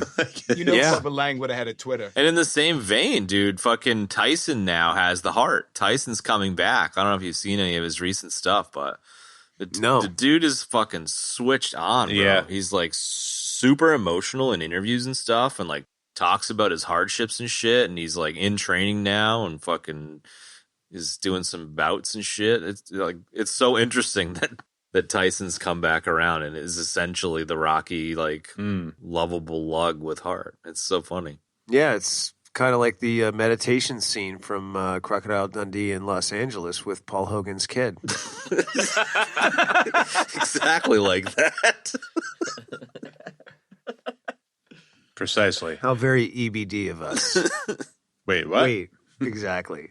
No, Mike Tyson there's a meditation scene in Crocodile Dundee in Los Angeles with Mike Tyson and Paul Hogan's kid in the movie. I love that. And I don't remember that, and I just love that.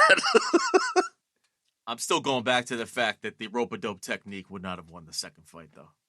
You don't think that would have won the second fight? There's just no way Rocky could have won that fight, just allowing Clubber to completely Nah. batter him Nah. around the ring. Well, he followed Apollo's advice for like the first round, and then he was like, you know what, Apollo? Fuck you. I'm going to do what I want anyway. Yeah. Yeah, that was kind of... Yeah. Paulie's like, he's getting mad.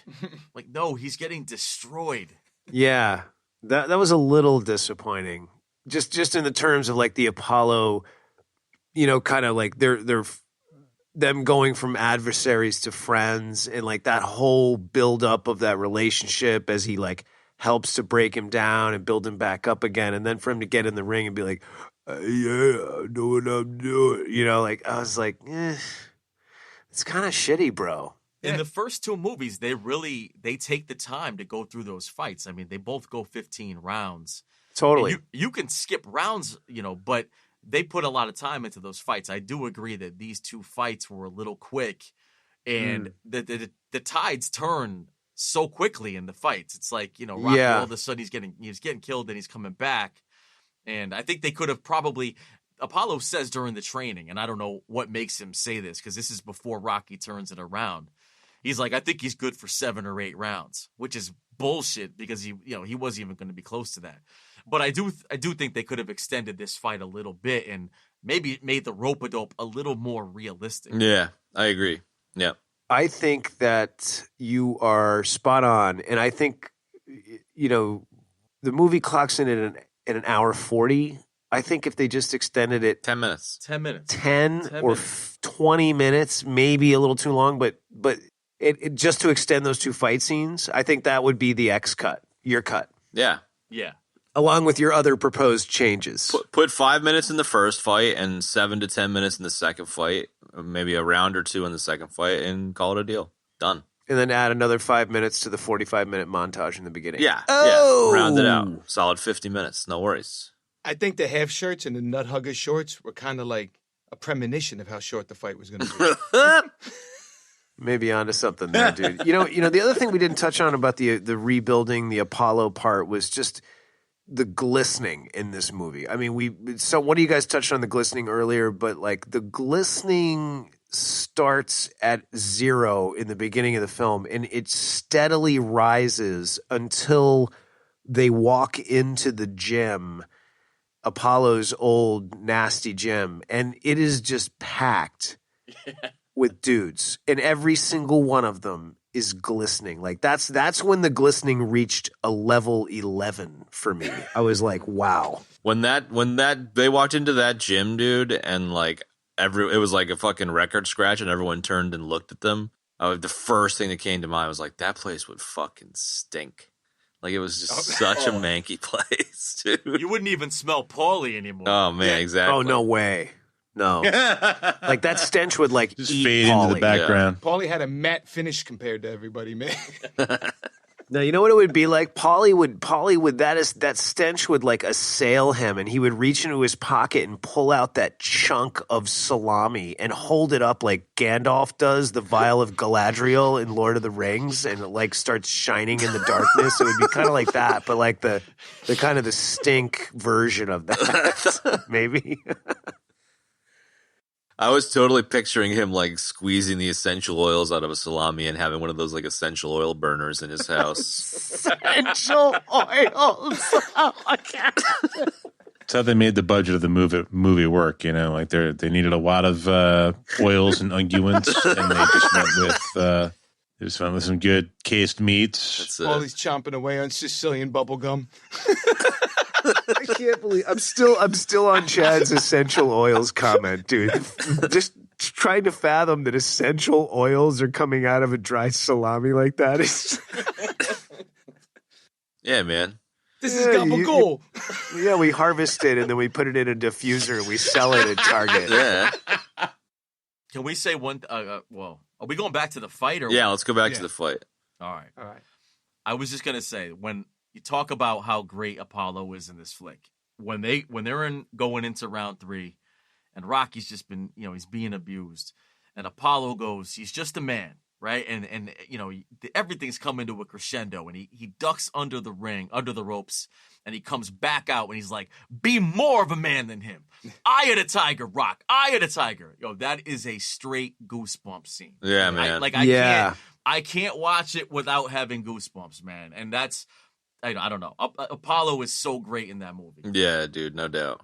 I had no idea that Eye of the Tiger was from this. I thought that was through all of these movies. Wait.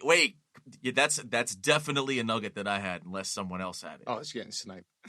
You got one? No. Wait. So wait, is that the case? X? That's from this movie? Eye of the Tiger is from Rocky 3. Yeah. Right. Okay. The original theme song was going to be "You're the Best Around" from the Karate Kid montage at the tournament. Yep. No shit. What? Yeah. Think about how different this flick is if there's no Eye of the Tiger and it's "You're the Best Around." Mm. And they were going to also use another one, Bites the Dust by Queen, but they Yeah. couldn't. Which would be dope. Yeah. But just for clarification, so the Eye of the Tiger was not used in a Rocky movie until Rocky Right. 3. That's Exactly. correct. Wow. Yeah. Yeah, just like Mr. T's Pity the Fool, I would have swore it was all the way through. Exactly. Yeah. Wow. Mr. T's freak out at the end of round one. Nah! He's just again, yeah, you can't hold Mr. T back, man. I just love he just lost his shit consistently. It was just people just trying to just latch on to Clubber Lang. But he wasn't ready for Rocky's barrage, man. No, He wasn't ready for that No. speed. No. The other thing about both fights is how much he outweighs Rocky. Dude. Yeah. He goes into that second fight, he outweighs him by 40. Yeah, it was like 50 pounds. I don't even think Rocky would have been a heavyweight at 190. No, they wouldn't allow that fight to happen. Yeah. No, man. It wouldn't have been sanctioned, I don't think. But yeah, Clubber's 237 and Rocky's 191 in that second fight. It's crazy. Wow, man. That's it. 191? Because he's 201 in the first, and then he's 191 in the second. That's so crazy. So cut. Yeah, I watched that and I was just like, I gotta go do some sit-ups or some Right? shit. Dude, I can't even see my fucking feet at this stage, so I don't know what's going on. At least you don't smell like Paulie. That's the funniest thing here, too, though, is I was talking with somebody the other day about this. Like, I was watching these guys, you know, Stallone and Weathers in this, and just like, they're like fucking like proper men, you know, like proper adults and shit. And I was like, I fucking bet you money I'm older than both of those actors in this. And I looked it up, and they were like 34 and 35 or some shit when this film was shot. And it just was like, holy fuck, I'm old. Like, I just still perceive these people as adults, but not realizing I've got years on them now in terms of like when it was shot, and it kind of like blew my mind a bit. All right. Should we move on to bits and bobs and then the NDR? What are we feeling like? Yeah, I think so. Yeah, that's good. That's good. Kev, I just sent you one of the most classic pictures from this film at one of the Oh my God. That is sweet. That's a poster. Mr. T with cowboy boots. He looks magnificent. He's like wearing all denim. Yeah. He's a Denim Dan. He's got his Yes. Canadian tuxedo on. Canadian Yep. tuxedo. That's just a glorious photo right there, man. Yeah. It's really, really good. There, you guys should have it now. You guys remember what his nickname was in the movie besides Clubber? No. What's on No. the back of his trainers' uniforms when they're in the corner? Oh, dude, this could be a death for all of us. The South Side Slugger. Total death. Ooh, Oh, south side of Chicago. That's right. Yep, South Side Slugger. that's awesome. Did you guys, I mean, you probably did catch this, but I love how in the final fight, everyone's got Rocky Yes. on the back of their jersey, but Paulie's got Paulie on the back of his jacket. I just thought that was It's the fucking best. hilarious. That's a total Paulie thing. It just totally sums him up like right there in that one bit.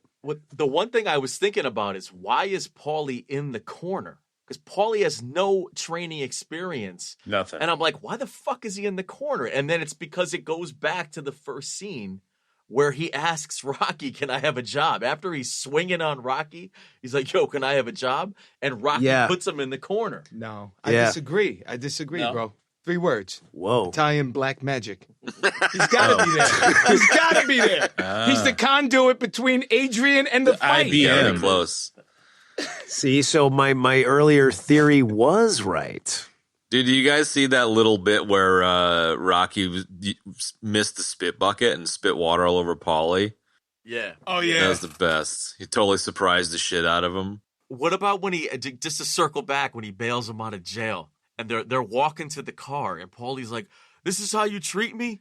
He goes, "I set you up with your first girl," and Rocky goes, "She was pregnated."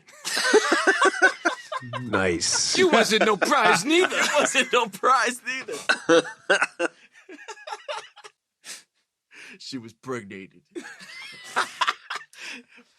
Rocky should have been ticketed to some pregnant woman in part 1 somewhere. Oh, man. And Rocky going to dark places, man. I don't know. As far as the bits go, I mean, the Bobs, I was totally hurt by Burgess Meredith's haircut. That bothered me. Okay. Oh, and in the house, did you notice there was like a random lacrosse stick just hanging on the wall? No. Just a random lacrosse stick just hanging up in Rocky's house. No kids of age playing lacrosse. You know what I need? I need a fancy suburban sport memorabilia up there. It was just like that little car. He's like, hey, I got this little old timey car we could ride around our whole house in. You know, like that was bizarre. No, it just goes down this little breezeway here. That's it. It just I can't back it out. I can't move it or nothing. But it's like you're driving from one end to the other and then back it back up again. Yeah, he was like, hey, you want to go for a ride in the little old timey car? We're talking about Wheaties. I give you the secrets of life. That's what's gonna make you a champ. So I had a bit that's like Paulie, like when Mickey's like, I'm leaving Rock, and he's like fed up with the whole thing, and he's like, I'm done. He's packing his bag, and like Paulie was bitching about Mickey having his own room in Rocky's mansion. And when Mickey's packing up, he's like, it's like Paulie's over in the corner, just like thinking about gripping his room straight away. You know what I mean? So hard. He's eyeballing it. Yeah. He's got his diffuser ready to go. Oh man, when Rocky he gets pissed and he goes, I don't know why this just jumped into my head when I was You're watching sniping my bit right now. I know you are. No, I'm not, dude. When he oh well, maybe I am, but when he goes, he gets pissed and he goes for a motorcycle ride. I was like, hey. Yeah. He's like, hey, I'm upset. I'm gonna go hang out by my statue. And he throws the helmet at it, and he's like, I'm leaving. I'm gonna go to McDonald's. Throw my helmet at myself. I think the world would be a better place if we all had our own statue to go to in dark moments and, throw a helmet at it.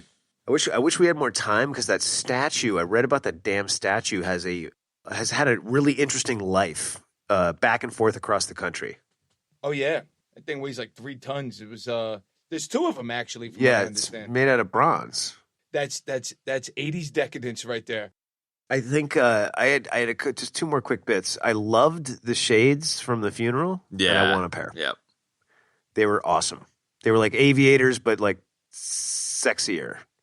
And the other thing too was that I feel like, we touched on Eye of the Tiger and cleared that whole thing up, but like between the amount of times the song was played and the amount of times somebody uttered the phrase Eye of the Tiger, I felt like it was just too much. It was Like, a little it was much, just- Yeah. It was too much Eye of the Tiger. Like, I'm all about Eye of the Tiger as a concept. But I think you could argue that it was too much because it was in all the other movies, but it wasn't. So I think that tainted my view of that as well.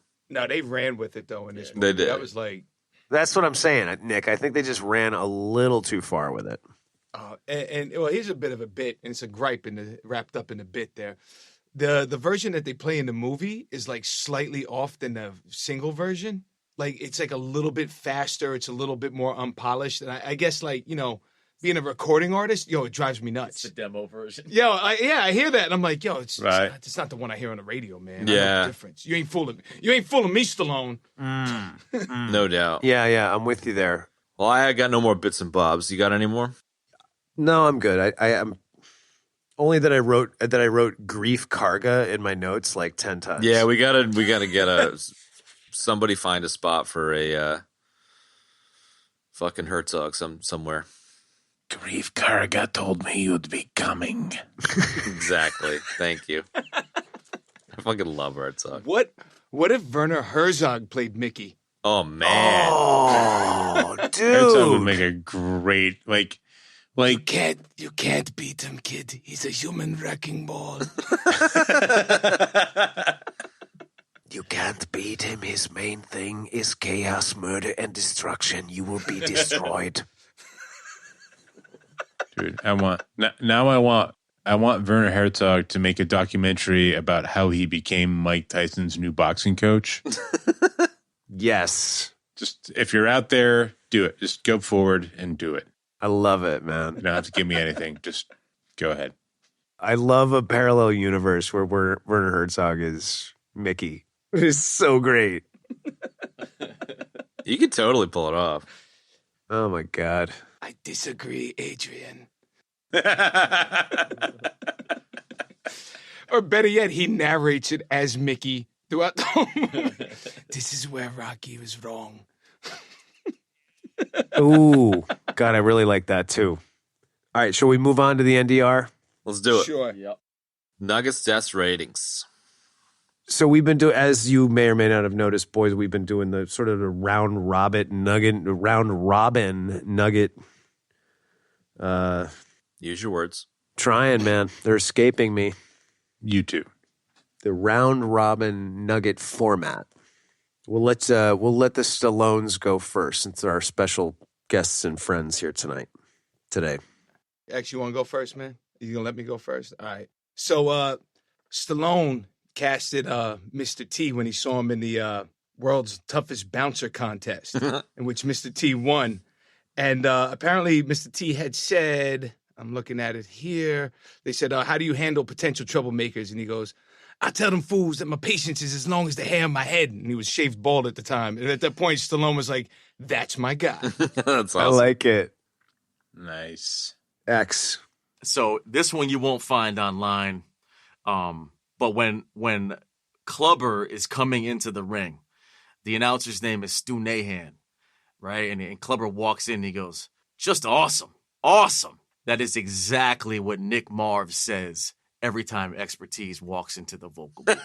Whoa.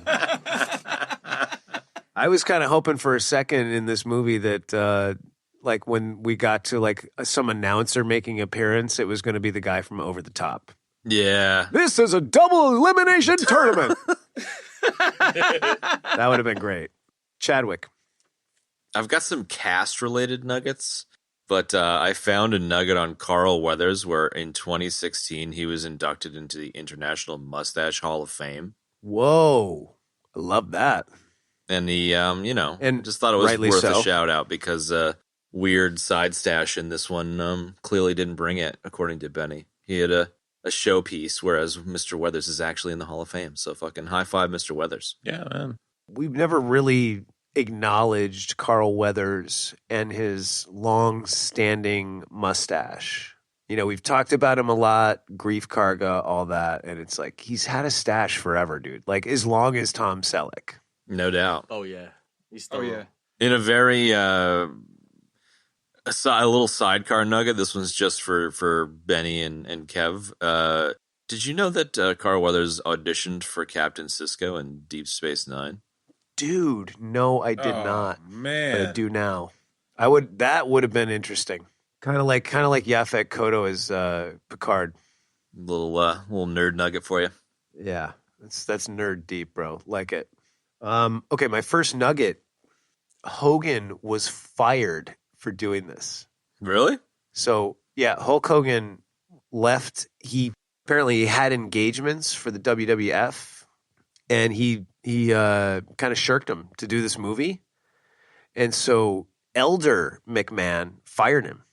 No shit. And then after this movie, and he started to blow up, young Vince had taken over, the Vince that we know and love and have forever, and he immediately hired him right back, and then the rest is history. I thought that was really interesting. That is interesting. I'm still blown away that this kicked off Hogan's career.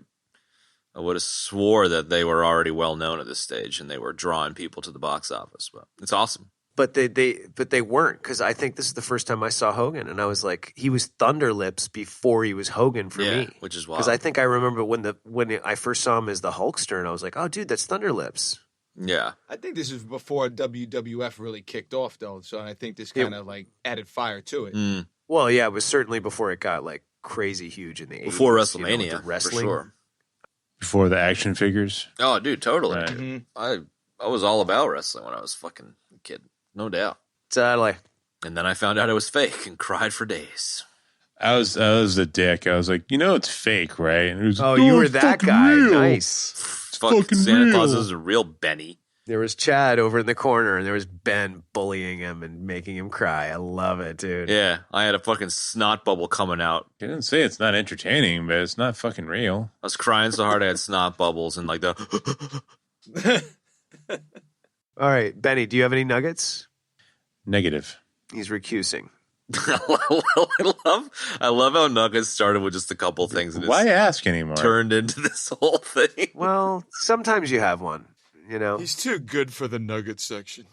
And quite honestly, Ben, the other week, like you totally decimated Chad on one that Yeah. was great because you hadn't had one in weeks like the week before, and he just destroyed your nugget, and it was pretty good. upsetting.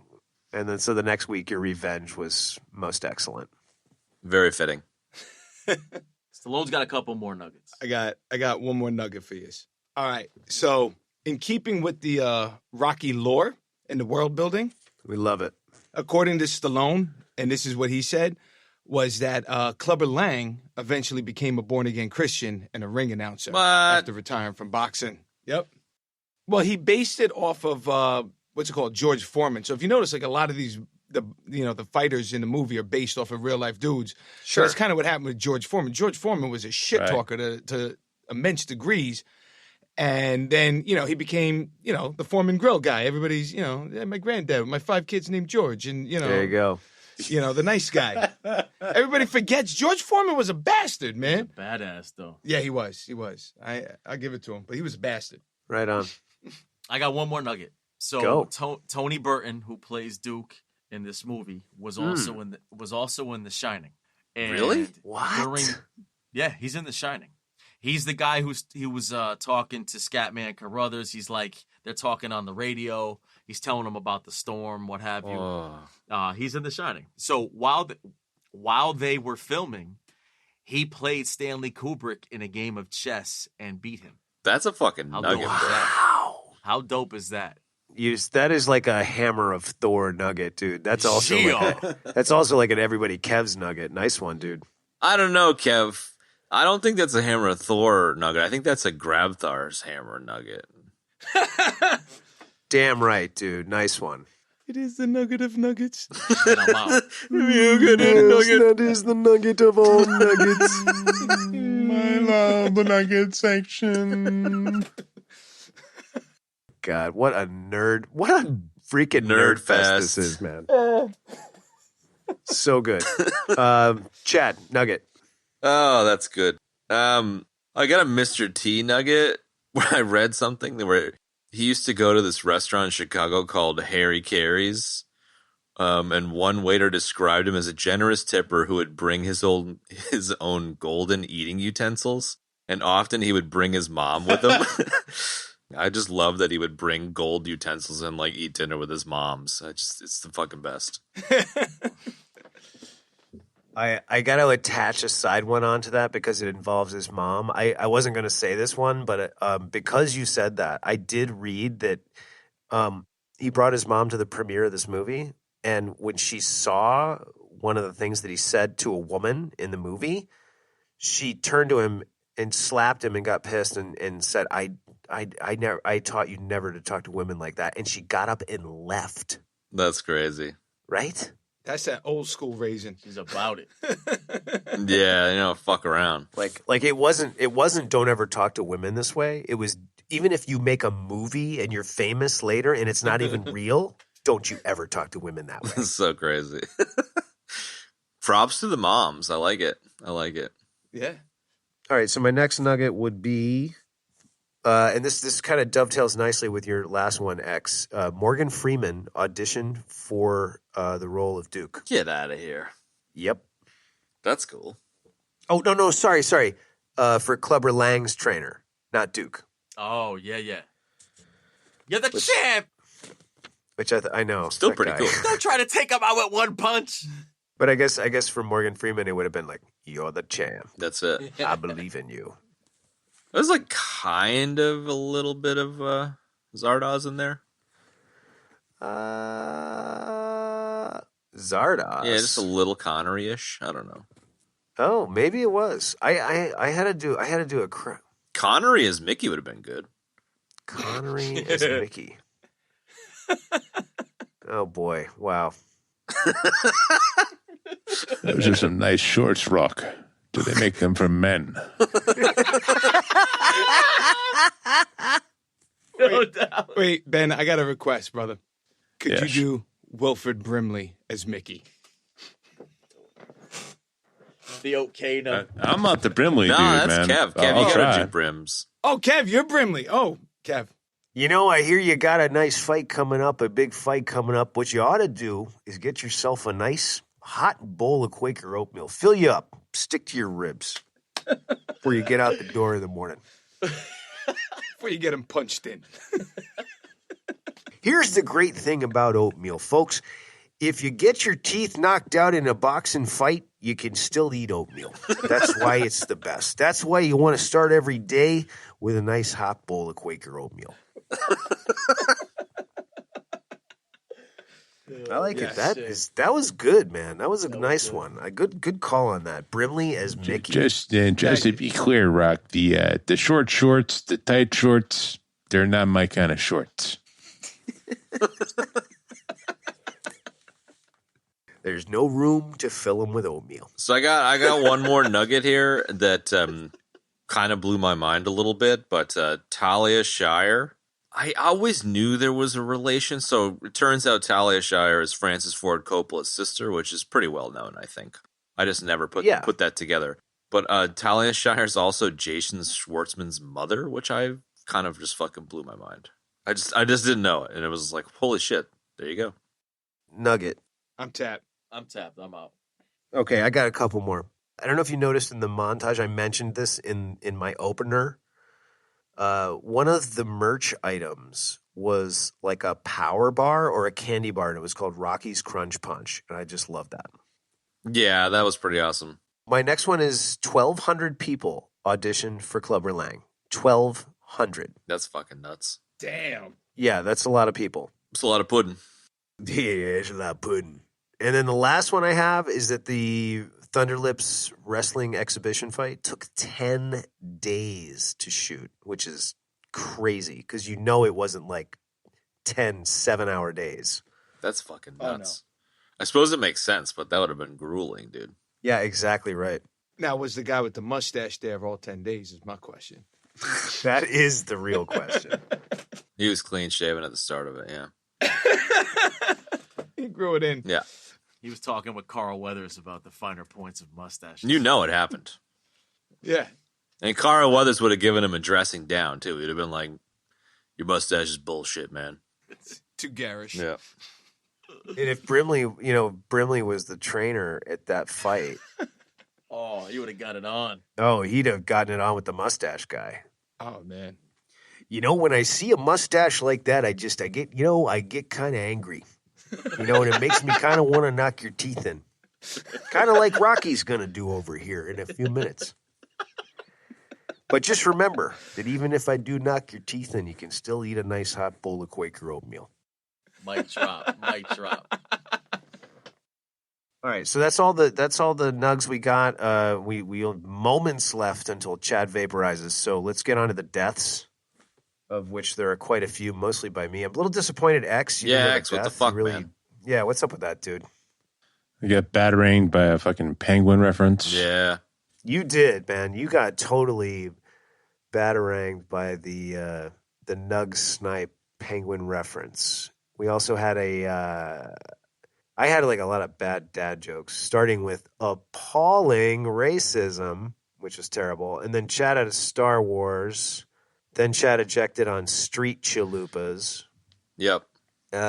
Nicky had the only death representing for the entirety of the Stallones, and that would be the She's His Rock death. You had a Star Wars death too, Nick. Yeah, I was gonna say I'm copping to the Jabba the Hutt. Burt Young shoot! death. Yeah, Darn I'm gonna it! cop Yeah, to that that's one. true. That was definitely there. And then we had the double nugget snipes, man. Yep. Isn't that was the Batman, right? I yanked one from Chad, and then Chad yanked one from me, man. Yep. Okay, yep. Double Dutch rudder, nugget snipe. But wait, a nug snipe isn't a death. All right. No? I kind of felt dead inside. Okay, all right. I'm with that. If you want to have more Staying deaths, you alive. can have more deaths. So we had Ben's grisly Batman nug snipe death. And then I ejected on Burgess. Oh my God, it's so stupid. I can't even want to repeat it in the death section. The beating his meat comment was so upset with myself. And then my Paulie is the Warlock theory. Like, it was terrible. Nobody liked it. It was a death. And then somehow it sort of came back later, which was weird. Anyway, again, a dad joke. My nail in the coffin comment was terrible. Full dad. And then Nick killed me with his grossness. Yeah, it was full on some dad action. And then Marv's Star Wars death, and then the requested nug snipe death. We'll give you that requested nug snipe death. So that's good. We had a good death tally. Let's dial in the ratings. Man. Let's let our guests go first. I give this one, I say 9.5, man. Nice. I'd give this one a 9.5 just because of all the heavy hitters you got in there. Just the funeral death scene alone, Stallone's chops, the introduction to Mr. T, the way they humanize Apollo Creed. Yeah, I give it a 9.5, man. Straight up and down. Solid. Yeah, 9.5. I mean, that's a high ranking. I do agree with some of the points that you made. I think it's a really well written flick. Like I've mentioned ad nauseum, my favorite in the segment in the saga. I'll give it an 8. Wow. Okay. Your favorite and one of your highest Stallone films, and you're still giving it an 8. That's curious. Yeah, right on. I'll give it an 8. I respect that. Benny, what do you got? Oh well, shit. Yeah, I'm gonna echo the 8. That was it's great, man. It's got a lot of heart. It's got a lot of 80s nostalgia. I mean, come on, man. Who the fuck doesn't love them? A little fucking Eye of the Tiger. A little, I know. Little body butter. little Survivor. Come on. Everybody does. I know you don't want to admit it, I'm with you, man. but it's true. I'm admitting it now. It's true, man. I love it. It's true. Actually, I'm going to give it an 8.5 just because of Mr. T. There you go. I'm going to change it There right you go. there and then. Right on, dude. I think I was a little harsh on it in the ratings because obviously the algorithm is everything in the universe. Talking about it with y'all today, I think I was a tiny bit harsh on it.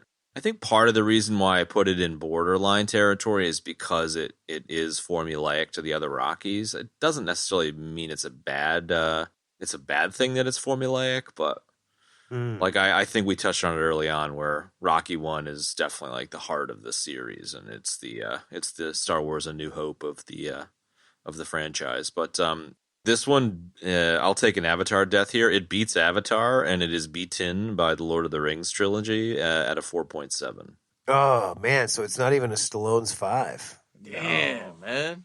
I wanted it to be a Stallone's 5, and I think to be fair, like as a result of this conversation, it probably would be in a low 5. So I'm gonna give it an honorary Stallone's 5, but I'll stick to my guns, and it's better than Avatar.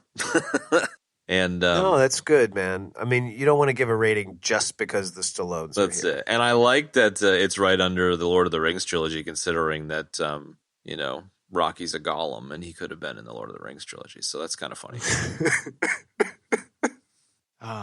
Even the sorcery theory can't bump the rating up. Well, the rating was before we did the recording. So like I said, I think it is a Stallone's 5. Okay. It's an honorary Stallone's 5. All right. Well, Nick, you got to keep in mind the algorithm is complex. It is its own entity, and it is also comparing to other films. Yeah. That's the real trick of it. Let's call it what it is. It's merciless. It is pretty It much. is fairly merciless. It's Which kind I of like appreciate. the algorithm is kind of like Kreese from Karate Kid. Yeah. No mercy, man. No, I appreciate that. I thought you might like that, man. Yeah. So I think I echo what the what Benny and the Stallone said. I didn't really think much of this when you guys suggested it. I mean, the Rocky movies are iconic; they're great, all that. But I really hadn't watched one in a long time, and really digging into it with a couple of watches, like I was just super impressed with it, man. Like the runtime, the cinematography, the writing, the everything, man. The acting, the cast, like it's really fantastic, and it really sets the stage, I think, at this point for all of the next, 5 films, if we're counting in Creed, with recurring characters and storylines and all that stuff. And I just think it's great. I was pleasantly surprised on this rewatch, and I'm going to go ahead and give it a 9, dude. Nice. All right. Yeah, it was damn good, man. And it really just, I think for me too, like we've touched on this in the past, but it really just shows you what a massive creative talent Stallone is, and I think that the dude has been sort of sidelined in that department because people tend to focus on the movies that he did that didn't do so great. And it's a shame because he's really talented. And this movie proves that. No doubt. Absolutely. So, Stallone's plugs. You want to plug that album? Yeah. Rolling Stallones, Volume 4, Like Life Depends on It. Dropping the last week of May? Yeah, we're looking at the last week of May. Like Nick said, the album title is Like Life Depends on It. Really a throwback, a shift from Volume 3, kind of a hip hop throwback. A lot of positive, inspiring hip hop on that joint. So we're really excited about it. Nice. And hopefully about a month out. Yeah. And as you guys heard the track, Glorious featuring Jet Cabretti on the vocals, singing in the background. Yeah. Love that. And from what I've heard, it's fantastic. And for the folks at home, we're going to be doing a little mini-sode on that album in a couple of weeks. So keep on the lookout for that. Yeah, absolutely. And it's available on all platforms. And RollingStallones.bandcamp.com. You could download it. And if you download the albums, just so you know, there are the Goji Rock versions, which are the albums completely beginning to end, how he kind of envisions them. So you get like little extra stuff. You download it. We don't charge nothing. It's free. Get it, rock it, cop it, turn it up loud, annoy your neighbors. Fuck yeah. And just a quick shout out to Goji, who couldn't be here for this particular session. Yeah. Aw, man. Sucks. We love you, man. Goji's a pain in the Love ass, you, man. You Goj. didn't miss nothing. We didn't miss nothing, man. We wouldn't have been able to hear him with that rubber mask on anyway. That's true. So It would it's have been fine. pretty fucking brutal. He's a lazy son of a bitch. He's got to be making the next couple of records for me and X to start working on. So Heads down on Yeah. that shit. We don't let him out the cage. One of my favorite parts of the show before Chad has to vaporize. Algorithm, what's going on next week? I'm so curious. Dude, it's my pick next week. We're doing Ghost Dog. I fucking love Ghost Dog. Oh man, I love that movie. Henry Silva. So good. That's all I'm going to say about that. So good, man. Love me some Ghost Dog. Well, there you have it, folks. I would just like to say thank you to the Stallones for coming on and guesting on this episode and for picking the film. Thank you, fellas. Gentlemen. Man. Gents, it was a pleasure. Yes, thanks, fellas. Thank you for having us. Yeah, man. Absolute pleasure. Love this show. Love you guys, man. Appreciate the support. And, absolute pleasure to talk about Rocky with you guys. No doubt. One love. I would like to say that you guys are proper nerds in the pantheon, and X, you really nerded out, dude. Yeah. I loved it. It was great. Good look, Hev. Yeah, you killed it with that nugget, son. Did, Fuck dude. you. All right, that's going to wrap it up, folks. Thanks for joining us on this episode of Rocky 3 Stallones on Stallone. And stay tuned next week for Ghost Dog. And we'll see you next time. See ya. Peace. Peace. And that's going to wrap up this week's episode. Folks, you can follow us on social media. We use the handle @EBD Podcast. You can also support us in many different ways. You can leave us a review on iTunes, Stitcher, wherever you get your podcast nuggleberries.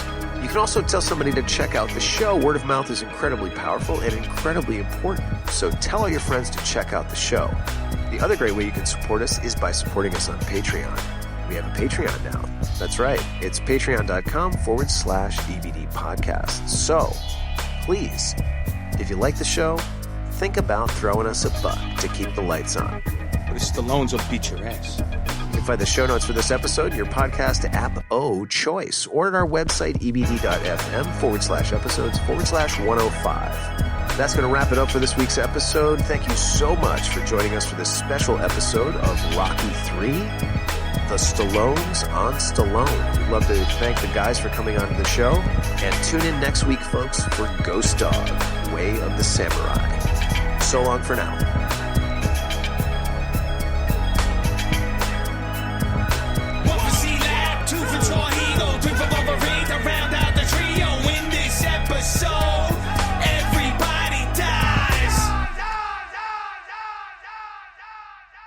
Beady, beady, beady. 2 weeks.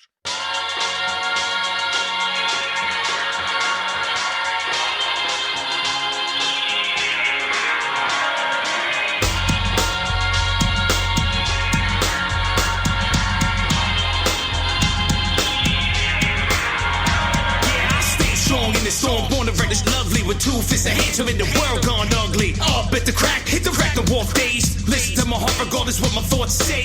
Pain's an illusion, victory is legendary. Gotta stay moving, your diet is sedentary. This is elementary, the rest is resilience. Never say die to true mantra of brilliance. I'm hard at work while the world sleeps.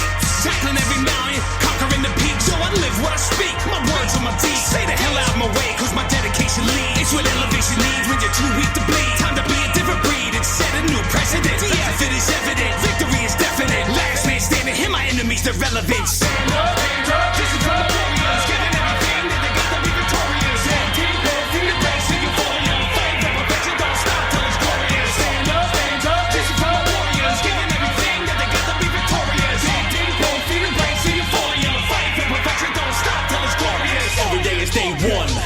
I grab a ray from the sun, remember what to stay away from. And embers may come as you avoid the skid and slide. But reconstruction means you disassemble what's solidified. Humidity is in the sky all around the earth. Put your mental health first, recognize your self-worth, and then disengage. Identify the missing page, plot your plan on the surface with a purpose and a fist and rage. Fight for existence, speak what you seek. Let your inner strength begin to win, the weakening will leak. In a drain, let it rain, just objectives to obtain. So calm down, selector, we try to ease the pain. Let's go to work, hit the pay, commitment to the fit and brain. Painting like it's written, we ain't saying we got it engraved. Deep inside our chest like it's something we believe. In the fabric that we weave, we got dreams to be achieved. Stand up, this is from the warriors. Giving everything that they got to be victorious. Stand deep, feet the race, and you fall in your fight. The perfection don't stop till it's glorious. Stand up, this is from the warriors. Giving everything that they got to be victorious. Stand deep, feet the race, and you fall in your fight. The perfection don't stop till it's glorious. The world ain't all sunshine and rainbows.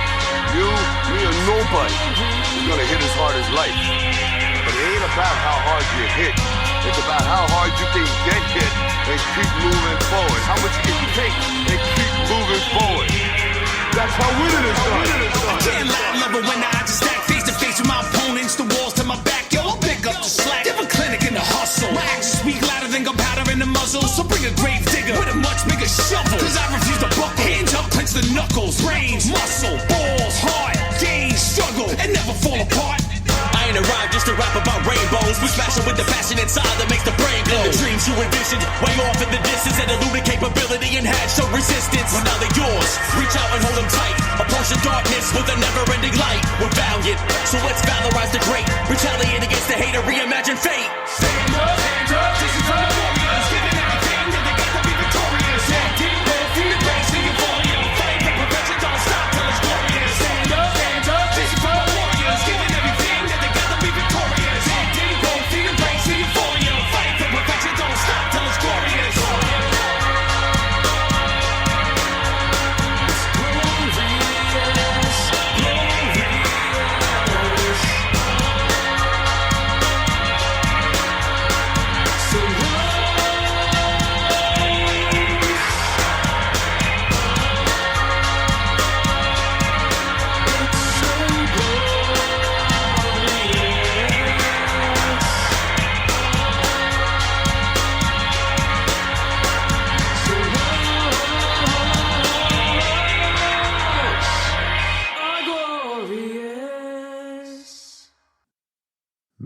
look, you know, if you got the eye of the tiger, you can't be afraid of your sensuality.